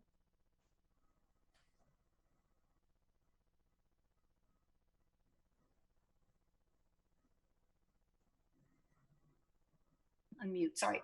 Thank you. I'd like to step back a little bit. My name is Nancy Meyer. I'm in Ward 3, and I'd like to address the issue of full house rentals that are not owner occupied. This is a concern in our area because we feel it's hollowing out neighborhoods as investors buy and rent full houses on a short-term basis with no owner occupancy. Many towns in Oregon, as you know, have already created regulations. In Corvallis, the amount of days a full house can be rented is limited. In Salem, the location of rentals is limited to protect residential areas. In Yachats, the number of full house rentals is capped. In Bend and Ashland, owner occupancy is required. And in Portland, owner occupancy for more than 9 months a year is required in order to list a full house as a short-term rental. To be clear, we totally support long-term rentals of homes. We support people renting rooms in their homes and people renting their homes when they're temporarily out of town. But there are two glaring problems with non-owner occupied short-term full house rentals. One, they take full houses off the market. Even if they're described as, quote, affordable housing, they are adding stress and pressure to the city's already short supply of housing for long-term renters and owners. They also, frankly, create holes in the social fabric for neighbors who value a sense of community and knowing who lives nearby, whether it's a long-term renter or a homeowner. These houses are dark much of the year and nobody's there to feel like there's a sense of community. I feel this problem will only increase if some restrictions aren't put in place now. We feel we need to limit the concentration of full house, non-owner occupied short-term rentals fairly throughout the city, not just in neighborhoods already protected by CC&Rs. We need distances set between these houses so they don't cluster and diminish entire residential areas. And we absolutely need some type of registration with clear, enforceable regulations so neighbors have some recourse if short-term visitors make community livability difficult. These aren't extreme requests. Indeed, they're much less stringent than those many other towns in our state have implemented in response to their communities. I hope the council acts now in the interest of all of its neighborhoods and not of a few investors. Thank you very much. Thank you. Our next speaker is Cheryl Crumbly, followed by Pamela Miller. Can you hear me? Yes. Okay. Good evening, Mayor. Good evening, council members. My name is Cheryl Crumbly, and I am a former short-term rental operator. I ran an Airbnb out of my home, and I was surprised to see when I signed up for my Airbnb account that there was no local registration required, no fees. I ran my own business out of this same home in the past, and I had to have a business license to do so.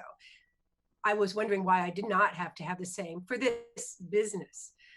First off, I just want to say right up front, I'm in favor of this ordinance requiring licensing of short-term rentals, the expectation of a local host, and the revoking of said license if 3 or more violations are recorded within a year. Tonight, I heard several people say that this ordinance is solving a problem that isn't there. And if there are problems in the future with STRs, the city can solve them then. That is extremely short-term thinking.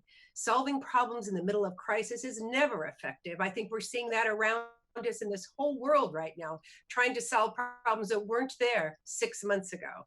But short-term rentals are growing and they will continue to grow. So the ordinance as proposed by the city, I think, is designed to be prepared for the problems that may come up as STRs increase, and they will. Nancy Meyer spoke the words I really planned to say, and so I'm not going to build on them much more than just to say she's talking about something that is so essential and almost visceral, and that is the breakdown of our neighborhoods. And short-term rentals, I'm sorry to say, are just devastating that opportunity for neighborhoods to be strong and healthy. You have to go, I went to Lincoln City not long ago, and there are entire blocks, I mean strips of houses that are all rentals. And this one poor family had put a big sign in front of their house saying, "This is not a vacation rental."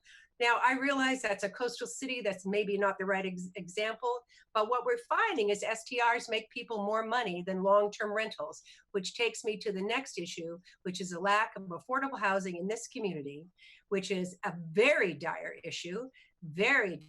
issue indeed. And that short-term rentals are sucking those off the market. So if you have a room in your house, rent it to someone. If you have a mother-in-law cottage, rent it to someone to live in, to be a part of the neighborhood and to be part of the city. I'm in favor of this ordinance, and I think it is time to do something and not wait for the problem, because then it will be too late. Thank you for your time. Thank you. Our next speaker is Pamela Miller, followed by Emily Fox. Good evening. I thought I would hear, I assume you hear me. I can't hear me. Okay. This is Pamela Miller. I live in Ward 3. And my concern closely follows the last two speakers.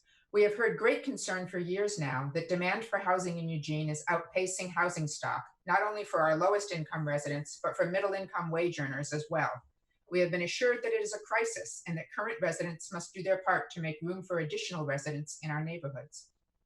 It is therefore with surprise and dismay that I learned that the effect of STRs on critically needed housing stock in our community appears to be of little concern to the council.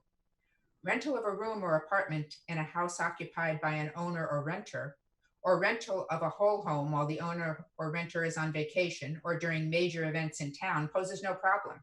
It does not result in those properties being unavailable for rental or ownership by resident households. Properties that are purchased and managed for the sole purpose of servicing the vacation market, however, are another matter. Those houses are not available to satisfy Eugene's urgent need for more housing. This trend may also threaten the affordability of housing in high-demand urban neighborhoods.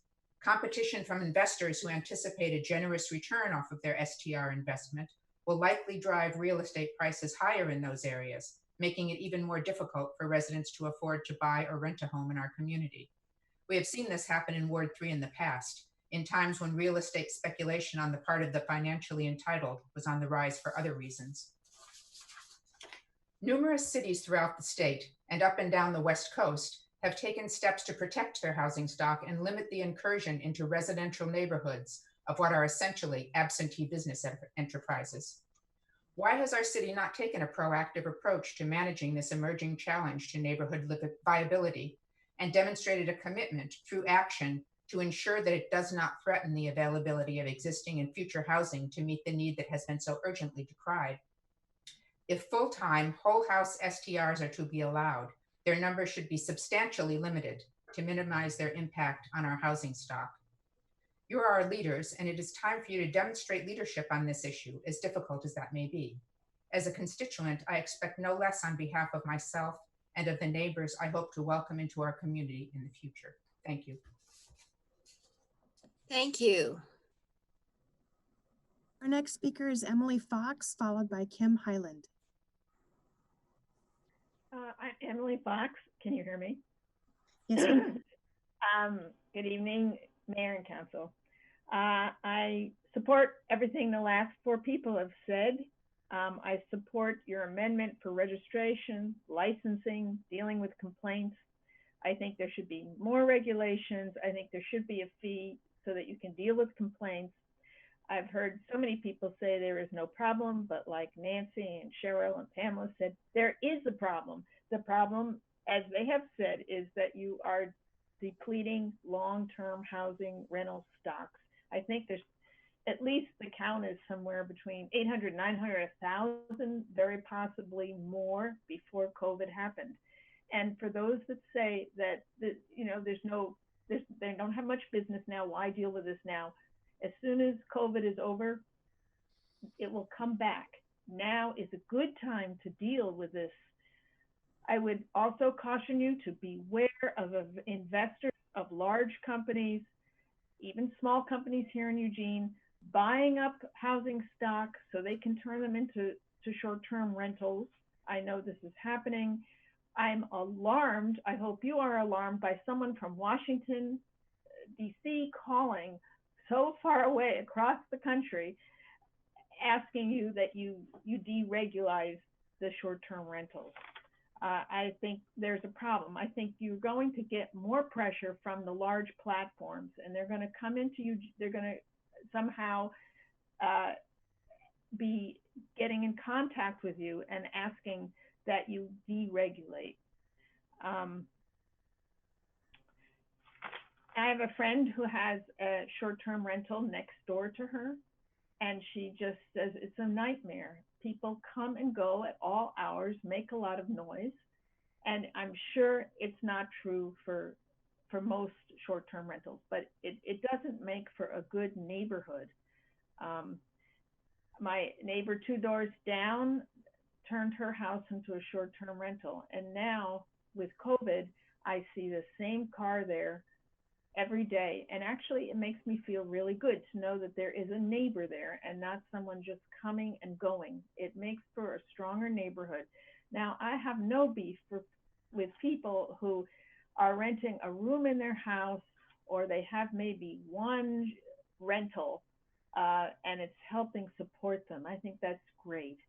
But I'm afraid of companies coming into Eugene and just buying up lots of houses. So please keep your eyes open for that. Thank you. Thank you. Our next speaker is Kim Highland, followed by Hannah Rollison. Good evening. Thank you for your time. My name is Kim Highland, and I am an STR host, and I reside in Ward 1, and my Airbnb is also in Ward 1. It's within walking distance from my house, and I go by there all the time. I know the neighbors. I've introduced myself. They know my number. I also have a property manager. They know her number. And so I'm very much hands-on, and I'm very opposed to this ordinance, mostly because of the licensing. Simple registration, I would welcome, but the licensing is a bit frightening. Mostly because I have yet to hear really what problem or problems we're trying to solve. If the issues are noise, we have a noise ordinance. If there are parking issues, we have a parking ordinance. If the issue is parties, there are social ordinances, which would apply to all parties, long-term rental, short-term rental, plain residences, I assume. Why can't we use the teeth in these ordinances to address these issues instead of trying to create new solutions? We know there was one particular host JoJo was dealing with. I don't know why she wasn't able to get any help with that. None of us want those kinds of hosts to be able to have an STR, because it just creates problems. But I fear the rest of us are being made to pay the price for one bad host, and that's not right. Regarding complaints, that's awfully a wide open provision. It allows for some unknown entity to decide if the complaints are valid, whether to revoke an STR's license. So who vets the complaints, and what's to stop an unhappy neighbor from filing frivolous complaints just to shut us down? Again, really, what is the problem we're trying to solve? If there are problems, let's solve them. Let's look at the data. I don't think we have a lot of data to base our decisions on. And I've said this before, and this process is frustrating to me because I really appreciate good dialogue, and there is no dialogue in this format. And I understand that's difficult, but it seems like it would work to have some representatives come and sit down with some of you to figure out what the problem is, what we need to solve, and let's get it done. We belong at the table. This is so very important to us, and we're willing to engage as much as we need to come up with a win-win situation. Thank you for your time. Thank you. Our next speaker is Hannah Rollison, followed by Linda Sisson.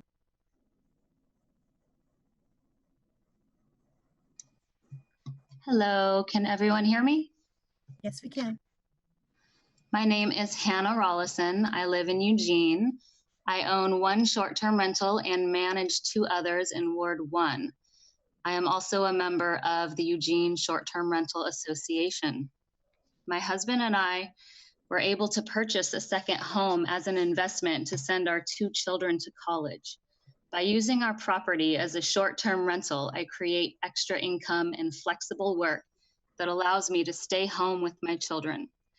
As an STR host, I find that I wear many different hats, checking in on my guests, making sure they are comfortable and happy, cleaning, repairing, upgrading the house, taking care of the lawn and plants, and of course, checking in with the neighbors to make sure they are happy. Most of this work coincides perfectly to when my children are at school during the day. There are many other hosts who have a similar story. The majority of us are not out-of-state residents or large corporations. We are simply hardworking Eugenians who have found a niche that allow us to introduce travelers to our wonderful city from the perspective of a local.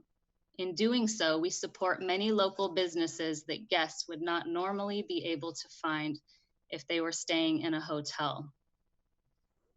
I understand that some Eugene residences have raised concerns about STRs reducing the quality of our neighborhoods, but I have found the opposite to be true. I visit my home frequently, and every time I am there, I make a point to connect with the neighbors, to check in with them.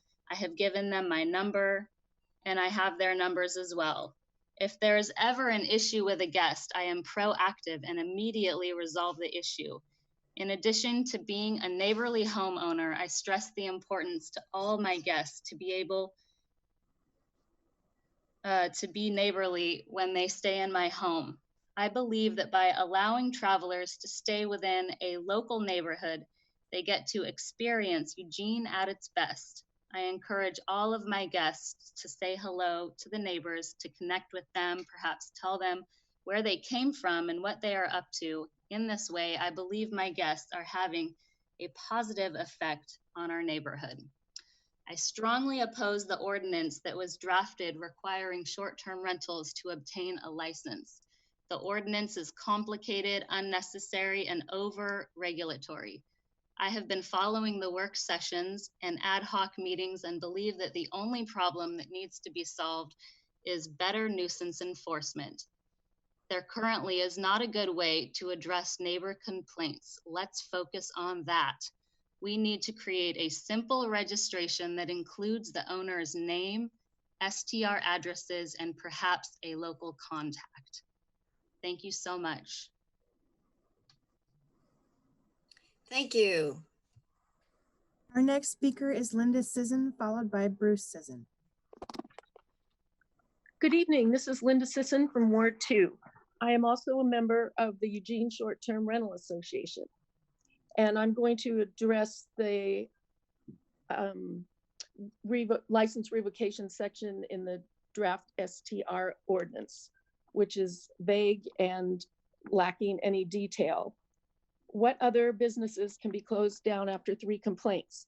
What would be verified? Who will verify it? Will the host have a chance to respond? And what time period will the 3 complaints have to occur? How will it provide due process? What privacy concerns will be addressed? This section is a heavy-handed departure from the simple registration concept for the purpose of providing needed information to the city. The proposed ordinance appears to have been written for those who live close to a bad apple house. However, after looking at the full scope of the STR discussion, only one bad apple has been identified and was previously removed by new rules on the Airbnb platform. What is disturbing is the undisguised animosity towards STRs by a number of actors in this process and the disinformation to discredit our completely legal businesses. Because of that, we are deeply concerned that this detailless 3-strike ordinance transformed into a de facto ban on STRs in the same way simple registration morphed into a business license when the draft ordinance was published. The city already has nuisance behavior ordinances for noise complaints, parking, etc., which were clearly not used to address the above mentioned bad apple hosts. Clearly, we need better responses to nuisance complaints. The draft ordinance proposes adding a new punitive ordinance that singles out only STR owners for common citywide problems that apply to a wide range of dwellings. Right now, we have no data to determine if and how many complaints are made about the STRs, information needed to justify a new layer of codes and consequences. The simple registration was intended to provide this information and clarify whether or not any new ordinances are needed and identify what problems they are intended to address. Thank you. Thank you. Our next speaker is Bruce Sisson, followed by Shayla Duke.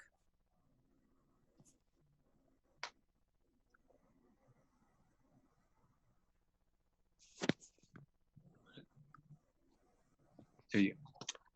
Hello, Bruce Sisson, Ward 2. Hopefully you can hear me. As you may have seen, Jojo Jensen wrote a letter to the Register Guard published on Sunday. Contrary to Jojo's remarks, we are not against registration. Linda, Tim, and I suggested exactly that in our STR data report in January. The City Council back then did not, and still does not, have enough data to conclude whether or not any major problem exists with STRs in Eugene. What we are not in favor of is the backroom switching of terms from simple registration to business license. We support registration, a reasonable fee, and contact information for the host and a local alternative if necessary. Collecting information for 6 months or a year would fill in the blanks on how many STRs are in the city limits, how many are owner occupied, and what, if any, complaints are made. The information required for the registration could include providing the total rent collected, as we did in the past, to account for the TRT being paid by Airbnb. The draft ordinance suggests forcing hosts to submit a registry of proprietary business information based on a request from hotel lobbyists, and then requiring the now economically struggling host to pay for processing it. This is an unnecessary burden on the hosts and the city especially with the city council and city manager questioning what exact problem with STRs the ordinance is supposed to solve. Requiring a registry that includes names or detailed guest information is against federal law. Airbnb won a lawsuit against New York City to stop its demand for detailed information. Following that decision, other cities removed similar requirements. We oppose licensing for any additional reasons, including other home-based businesses are not licensed, long-term rentals are not licensed. The city has not shown any reason why STRs need to be licensed or are any more of a problem than any other type of dwelling. The city already has enforcement and fine-based systems in place to deter violations for noise, parking, etc. We don't need licensing to do that. I would like to remind you that the two-way review system on Airbnb organically police themselves.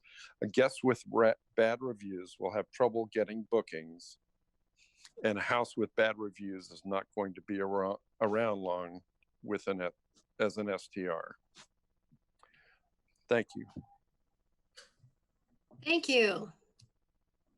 Our next speaker is Shayla Duke, followed by Christina Lang. Thank you. This is Shayla Duke from Ward 6, also is on the ad hoc committee. I just want to say that I think it's a violation of economic freedom and liberty to impose this ordinance. It also raises privacy concerns for both short-term rental owners and tourists. The proposal is vague and ambiguous in relation to other laws and regulations that can contradict it. It leaves the city vulnerable to civil rights lawsuits from both guests and short-term rental owners, which would be paid for at the taxpayer's expense. And it's bad for tourism, and it does not stimulate or promote population growth. There is already a registration process in place, and it should simply be enforced instead of being abolished and replaced with a new one. While the city staff admitted during the ad hoc committee sessions to not knowing what problem or ordinance is intended to what problem the ordinance is intended to resolve, they refused to accept pre-existing data that already exists from multiple reputable sources, including many of whom are members of this community. The ad hoc committee never approved a license or a license registration fee, and so it makes me concerned about what the purpose of even having the ad hoc committee was if they weren't going to take our suggestions. It also short-term rentals make up less than 1% of the total residential properties. There's no need to suggest, there's no suggestion that there's a need for a new registration or licensing ordinance. It seems like the city staff were biased towards potential hotel lobbyists, and the newer construction of hotels in the area is suspect. The fee should, if there is going to be one, should have a waiver process, a fee waiver process in place for people that can't afford the fee. Also, alleged violations should have a fair hearing process if the matter is contested by the short-term rental owner. There's also no safeguards in place to prevent false complaints from occurring. It doesn't consider statutory protections that are already in place for seniors and people with disabilities who may be owners and operators of short-term rentals. Hotels are not included, or I'm not sure if hotels are included in these regulations, but they should also be subject to the same rules and regulations as short-term rental owners and operators. I moved here specifically to start my short-term rental. And if we're overregulated, we will be forced into homelessness ourselves, or have to leave the city to a more fair place where we can operate. Anecdotal evidence and hearsay evidence is unreliable, and it shouldn't be used as a basis for misallocating public funds. That's all. Thank you. Thank you. Our next speaker is Christina Lang, followed by Julia O'Reilly. Hi, Christina Lang. I'm a resident of Ward 2, and I host my parents' house as an Airbnb in Ward 5 when they're not here. I've been doing a lot of research about short-term rentals for the past 6 months and going to all the meetings, so many meetings. And the hotel industry has been trying to shut down STRs for years, so I'm really late to this conversation. But I looked back at the minutes from the May 11th City Council meeting, and after my name, it said, opposed any new regulations on short-term rentals. I want to add for now at the end of that, because maybe we do need some regulations, but I'm opposed to licensing based on the perception that short-term rentals are causing problems when we don't have any data to base that assumption on. Unfortunately, we can have problems with long-term rentals, owner-occupied homes, or neighborhood businesses or neighbors' businesses. Only 3 types of businesses need to be licensed, and none of those are similar to STRs. Licensing is problematic. Do people who rent their house for a week during the summer need to get licensed? If not, why not? If they're using the licensing system to track noise, parking, and party violations, everyone should need to follow the same regulations. The language in the ordinance is vague in several other areas. The existing ordinance requires us to report and remit TRTs monthly. The proposed ordinance calls for quarterly reporting of a guest registry. That's a provision that was pushed for by the hotel industry reps that were on the ad hoc committee. It asks for the dates, the length of stay, and the number of guests, but it's left open that any other information can be requested. What is this information used for?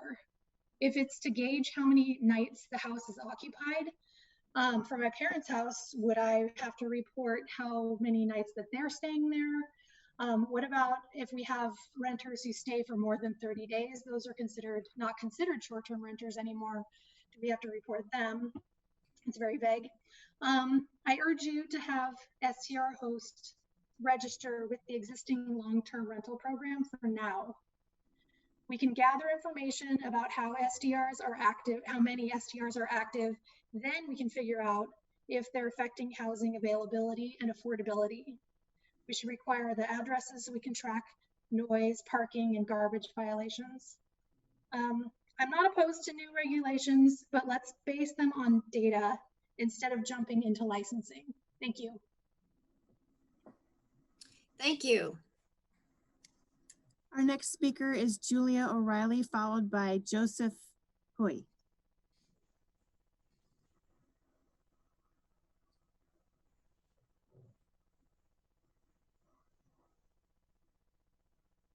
Good evening, Mayor Venus and Council. I am Julia O'Reilly. I'm a Eugene community resident and an Airbnb host, and also a member of ESTRA. The creation of any licensing or registry with associated fees as it's drafted does not, in my view, support either the city's goals or the goals of short-term rental hosts in general.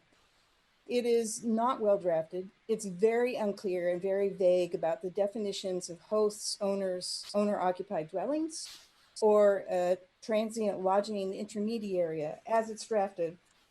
This proposal, in my view, hurts local short-term rental hosts like myself, and it hurts our city economy as a result, because we are such huge contributors in so many ways to the growth of the city economy when we're up and running. It also, in my view, places an unnecessary burden on the city, especially when any problems, either real, rumored, or feared, are not clearly outlined or substantiated by credible data. We have had one severe problem, to my knowledge, and that situation has been solved.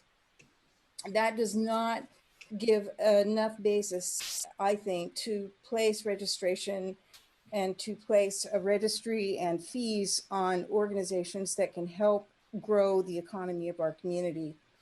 ESTRA is committed to working with the city to ensure that our standards of operation and our safety remain high. We represent a large cross-section of occupied and non-occupied, non-owner occupied properties around the city. I encourage the city to review again and closely consider using already existing regulations and a very simple registration if necessary to address any concerns of short-term rentals. As others have already mentioned, as a group, short-term rental hosts are good neighbors and community members who contribute hugely to our local economy. Let's make it work for everyone. Thank you so much for your time this evening. Thank you. Next speaker is Joseph Coyne, followed by Bruce Searle.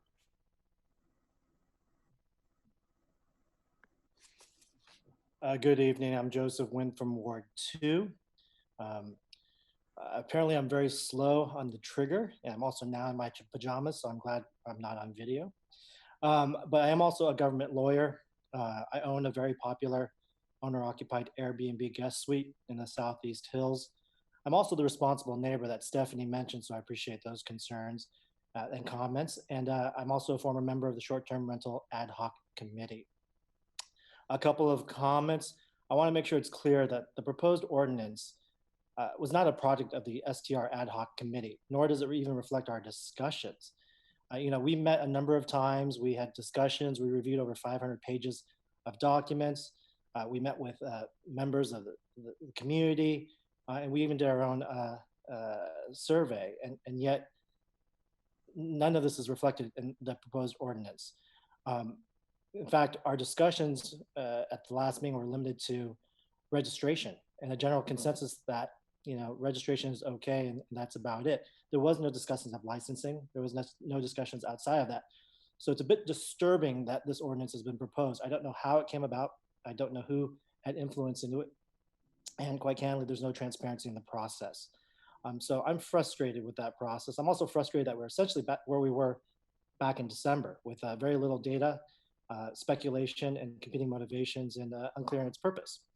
I support registration, not licensing, but I'm especially concerned about one provision proposed. I think it's incredibly dangerous, and that's the licensing revocation provision. This council has repeatedly said that you're not looking to regulate owner-occupied dwellings. However, the license does absolutely that. This is worse for us than what was proposed in December. It allows for the council in some vague way for an arbitrary number of violations to potentially take our license away without any possibility of appeal. It also could punish responsible STR hosts. I had over 200 guests last year. And if 3 of those guests or even 1 could cause some complaints, I could lose my license. And it's also subject to abuse by special interests. You've already heard Valerie talk about a neighbor who's kind of targeting her. Make no mistake about it, that provision will be weaponized for those people who don't like a particular STR residents or STRs in general. And it's subject to litigation. As someone who's helped draft whistleblower protection laws and domestic violence laws, this would not pass our committee. It's vague, it is unclear, the mechanisms are unknown. It was ripe for litigation. So I urge you to, at a minimum, see the licensing provision for the danger it is, figure out what the real issues are, registration for that, and quite candidly, I think this is the wrong law drafted in the wrong way, being proposed at the wrong time. So thank you for your time. Thank you. The next speaker is Bruce Searle, followed by Susan Willie. Hey, Bruce Searle, Ward 7. Shout out to Claire Serrett. Thank you all for the constant, tireless work you do. You may remember me last time I spoke as the crying guy. I'll try to avoid that this time. On December 11th of last year, the council asked city staff to form an ad hoc committee comprised of STR hosts and affected neighbors to research, gather data, and discover the nature and severity of any STR-related problems. Instead, city staff formed a committee of a few STR hosts, a few upset neighbors, hotel industry advocates, low-income housing advocates, and homeless advocates. The committee apparently ignored the city's own freshly gathered survey data, generated from over 500 respondents, which indicated there were no persuasive or chronic STR problems and few real problems at all. And it ignored detailed data provided by Estra, not edited, changed, or spun from monthly updated national third-party sources. Both sources, the city's own survey and the national Eugene-specific data, clearly showed that the number of active SDRs in Eugene have nearly zero impact to neighbors, have zero impact on housing availability or prices, and have zero impact on homelessness. We are not a vacation destination city. We have no large companies coming into Eugene buying up housing. It's not that we don't have any data now. It's that we don't have data that fits the anti-STR narrative. Further, the committee made few, if any, attempts to define or discuss actual problems, explore or suggest workable solutions, or bring recommendations to the council. So, on May 20th of this year, city staff submitted their own recommendations, ignoring actual data, even though much had now then been provided. Then the city council asked staff to develop a simple registration to gather basic contact information. Instead, city staff produced a regulation that included forced registry, different than registration, with private information that's beyond anything any other small business in Eugene have or ever have been required to do. It also included required licensing that would be issued only if STR hosts met undefined additional requirements, gave the city admin the ability to withhold or revoke any license based on 3 complaints within a year of undefined nature or without clear means of substantiation, or for any other undefined reason that some administrative person in the city office later deems as a good idea. The council asked for simple registration and got back a tangled mess of overreaching, unfair, likely illegal collection of private data and constrictive licensing. My question is, whose agenda is being advanced here? Why are STR hosts, citizens of Eugene, being treated differently from all other small home businesses? How is this good policy? And who's driving this train wreck? STR hosts work hard to be good neighbors. We are good neighbors. I've had over 1,000 guests with 0 complaints from my neighbors who are my friends. STRs contribute thousands, hundreds of thousands of room taxes, and we are ambassadors to our city, interacting with every guest. Please take control of this train and get it back on track. Simple registration is fine. Hey, Jessica. Anything else makes no. Thank you. All right, sorry, that was beyond the time limit. Who's next? Our next speaker is Susan Willie, followed by Steve Piercy. Last speaker. I'm Susan Willie. Can you hear me? I have a home in Ward 7. I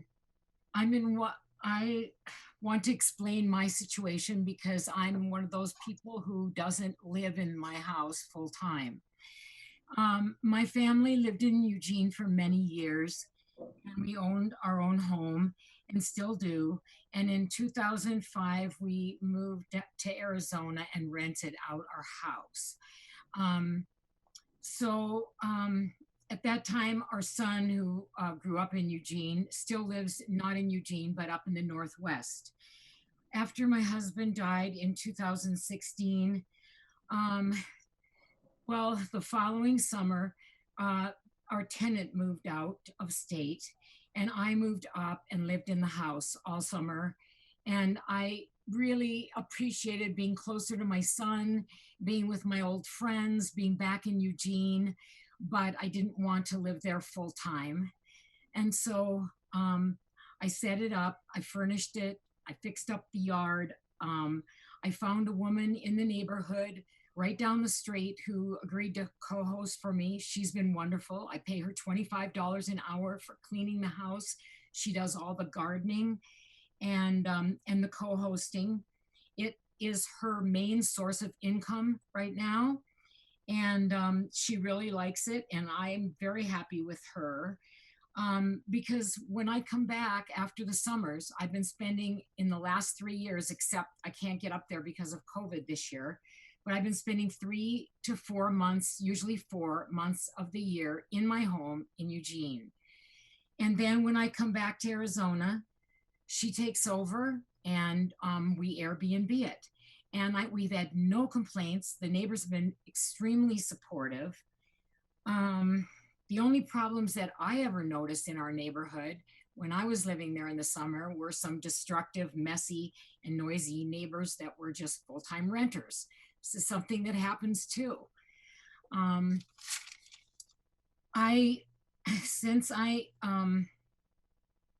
live out of, since when I'm not there, I can't do the cleaning and the gardening and everything. So I make no profit on the Airbnb, but it's allowed me to put in a new heating cooling system to keep the place in really good condition and to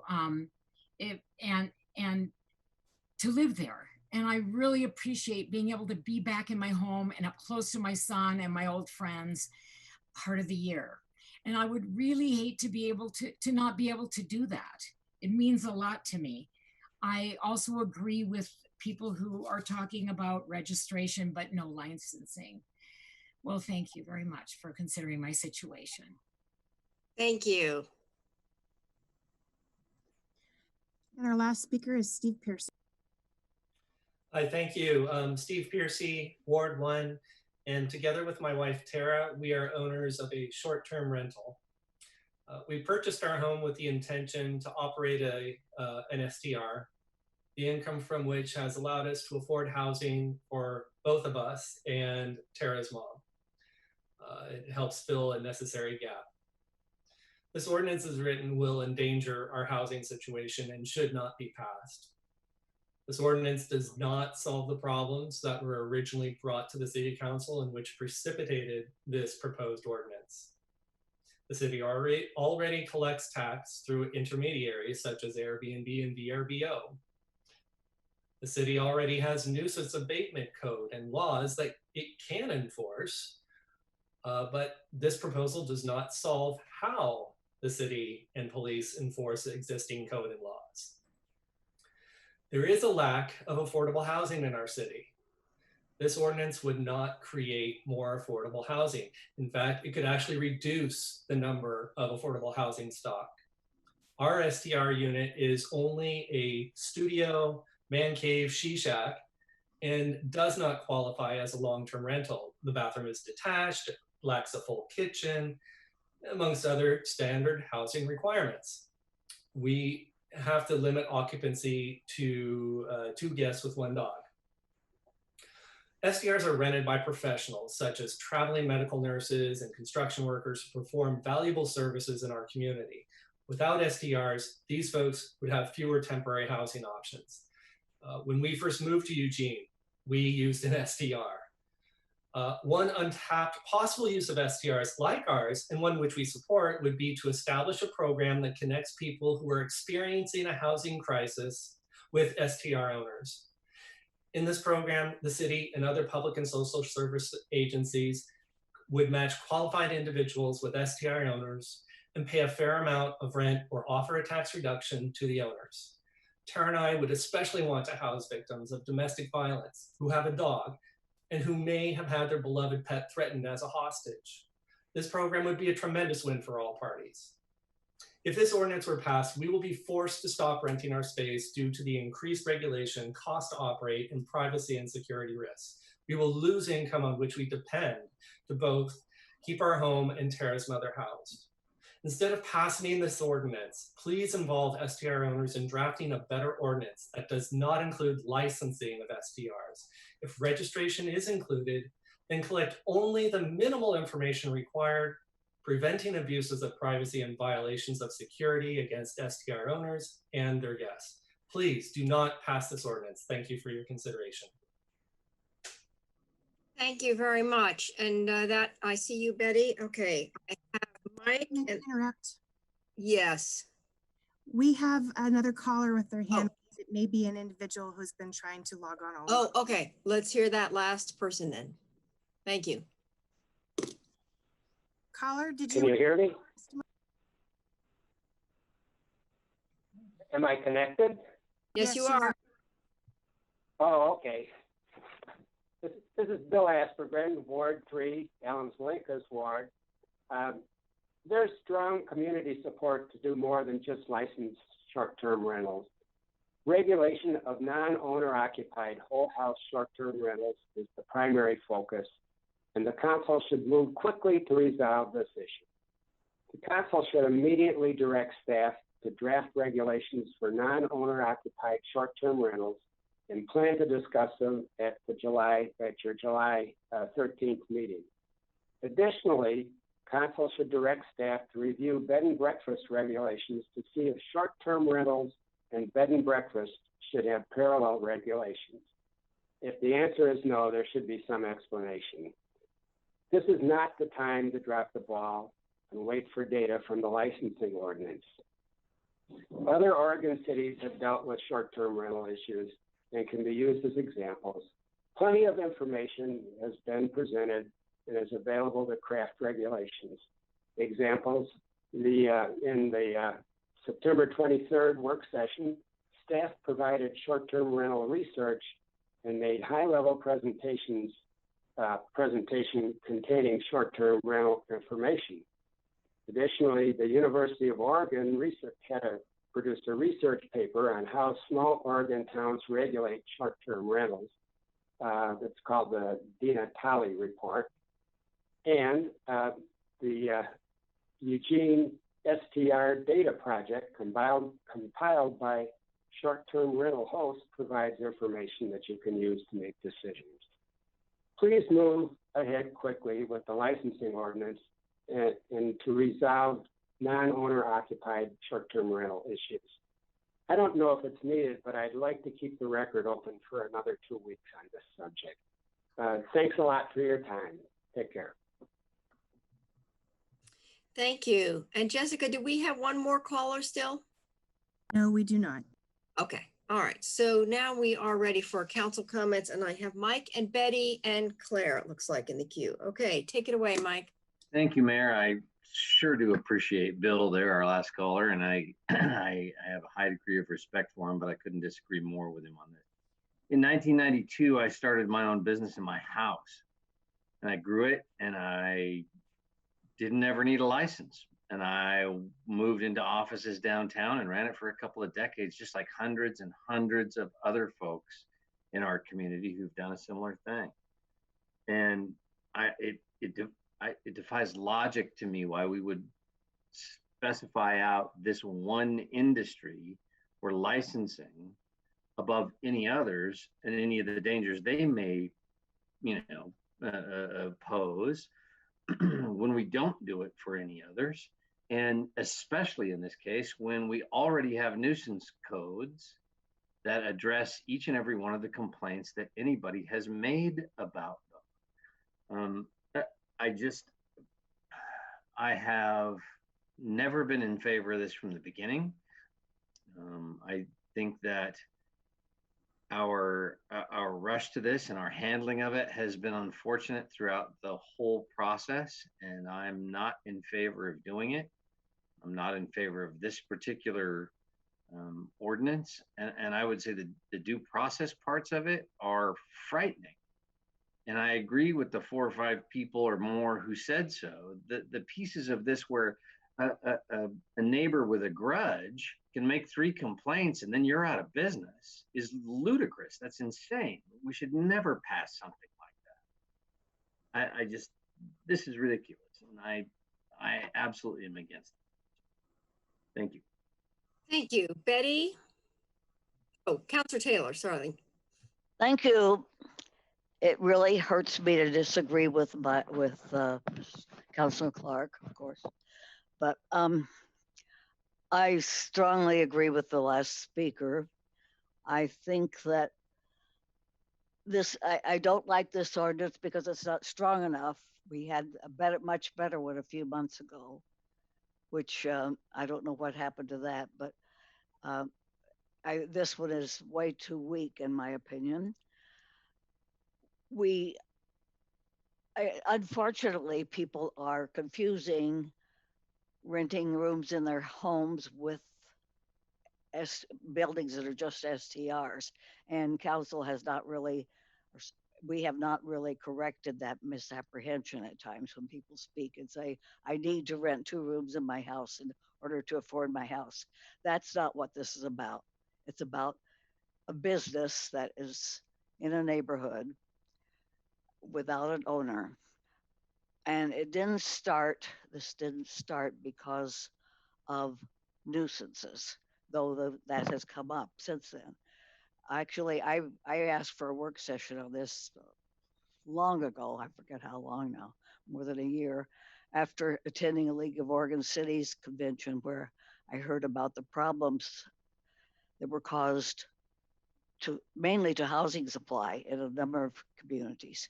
And as has been pointed out by some of the speakers tonight, a number of communities in Oregon have passed regulations because they do have problems. But we too often wait until there is a problem and take action to take care of, to solve it instead of preventing the problems before they happen. I think it's a lot like the shelter problem where we wait until we have scads of people all over before we think about a shelter. If the main thing, and I hope you've all been reading all the emails. I know it's hard when we're getting so many on 3 or 4 subjects now, but there have been some really intelligent emails about the problems of short-term housing and the necessity of taking preventive action before it gets really bad. I think that the main thing is we have a housing shortage, we say, and the houses that are used just for short-term rentals are not available for long-term rental or for purchase. I think the original ordinance said was going to give people a year to make other arrangements. That sounded all right to me, but it's really important that we take care of some of the problems that may get worse if we don't do something. Thank you. Thank you. Councillor Surratt and then Councillor Zelenka. Thank you. Given the late hour, I'd like to suggest we don't enter into a debate on this evening. But I will just say to Betty's comments, the proposed ordinance would apply to people who just rent a room in their house. If they're not exempt from this licensing requirement of this ordinance. And I feel like, I understand that a licensing regime would allow a way to regulate, but I think we need to go back to where I would prefer to be, which is the registration, local contact, gather data, and understand where things stand. We hear a lot, I think, of hyperbole about what's going on out there in the market. But I wanted to ask the city manager, because I do think folks will have a lot to say on this. Right now, this is scheduled for action at the end of a night of public forum. And I really think it needs to be scheduled as its own work session. Maybe right now the 5:30 work sessions on July 13th are not designated for anything. So I'd really like to ask that the city manager, the mayor, consider putting this in a work session, not a 7:30. Thank you. Thank you. All right, thank you, Councillor Zelenka. Yeah, I think that's a good idea as well.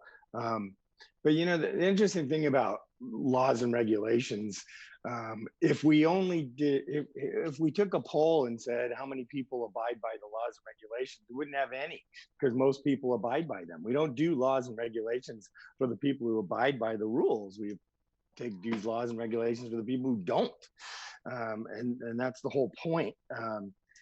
The comment that Councillor Clark said about just complaints, it actually says verified complaints, so it's not just a harassment mechanism. It's a simple accountability mechanism that is required in here. It's not very onerous at all. This didn't come up because this whole issue didn't come up because there's no problem. It didn't just come out of thin air. Many other cities have actually taken much stronger positions and enacted much stronger ordinances and stricter ordinance than this. This is minimal at best. So I agree with the work session. Also, with the amount of emails that we have been getting on other topics, I wondered if it wouldn't be possible to have staff extract the emails that are associated with this topic and summarize them for council, so we can have a little better time of trying to get at access to what people were saying about this topic. Sure thing, we can do that. Okay, if that is the last comment, I think it's been a long night, but actually very interesting testimony tonight, I would say. And a lot of good insights, and I agree, we need a work session. We're challenged to schedule that, but thank you all. Thank you all. Have a good night, and see you on Wednesday.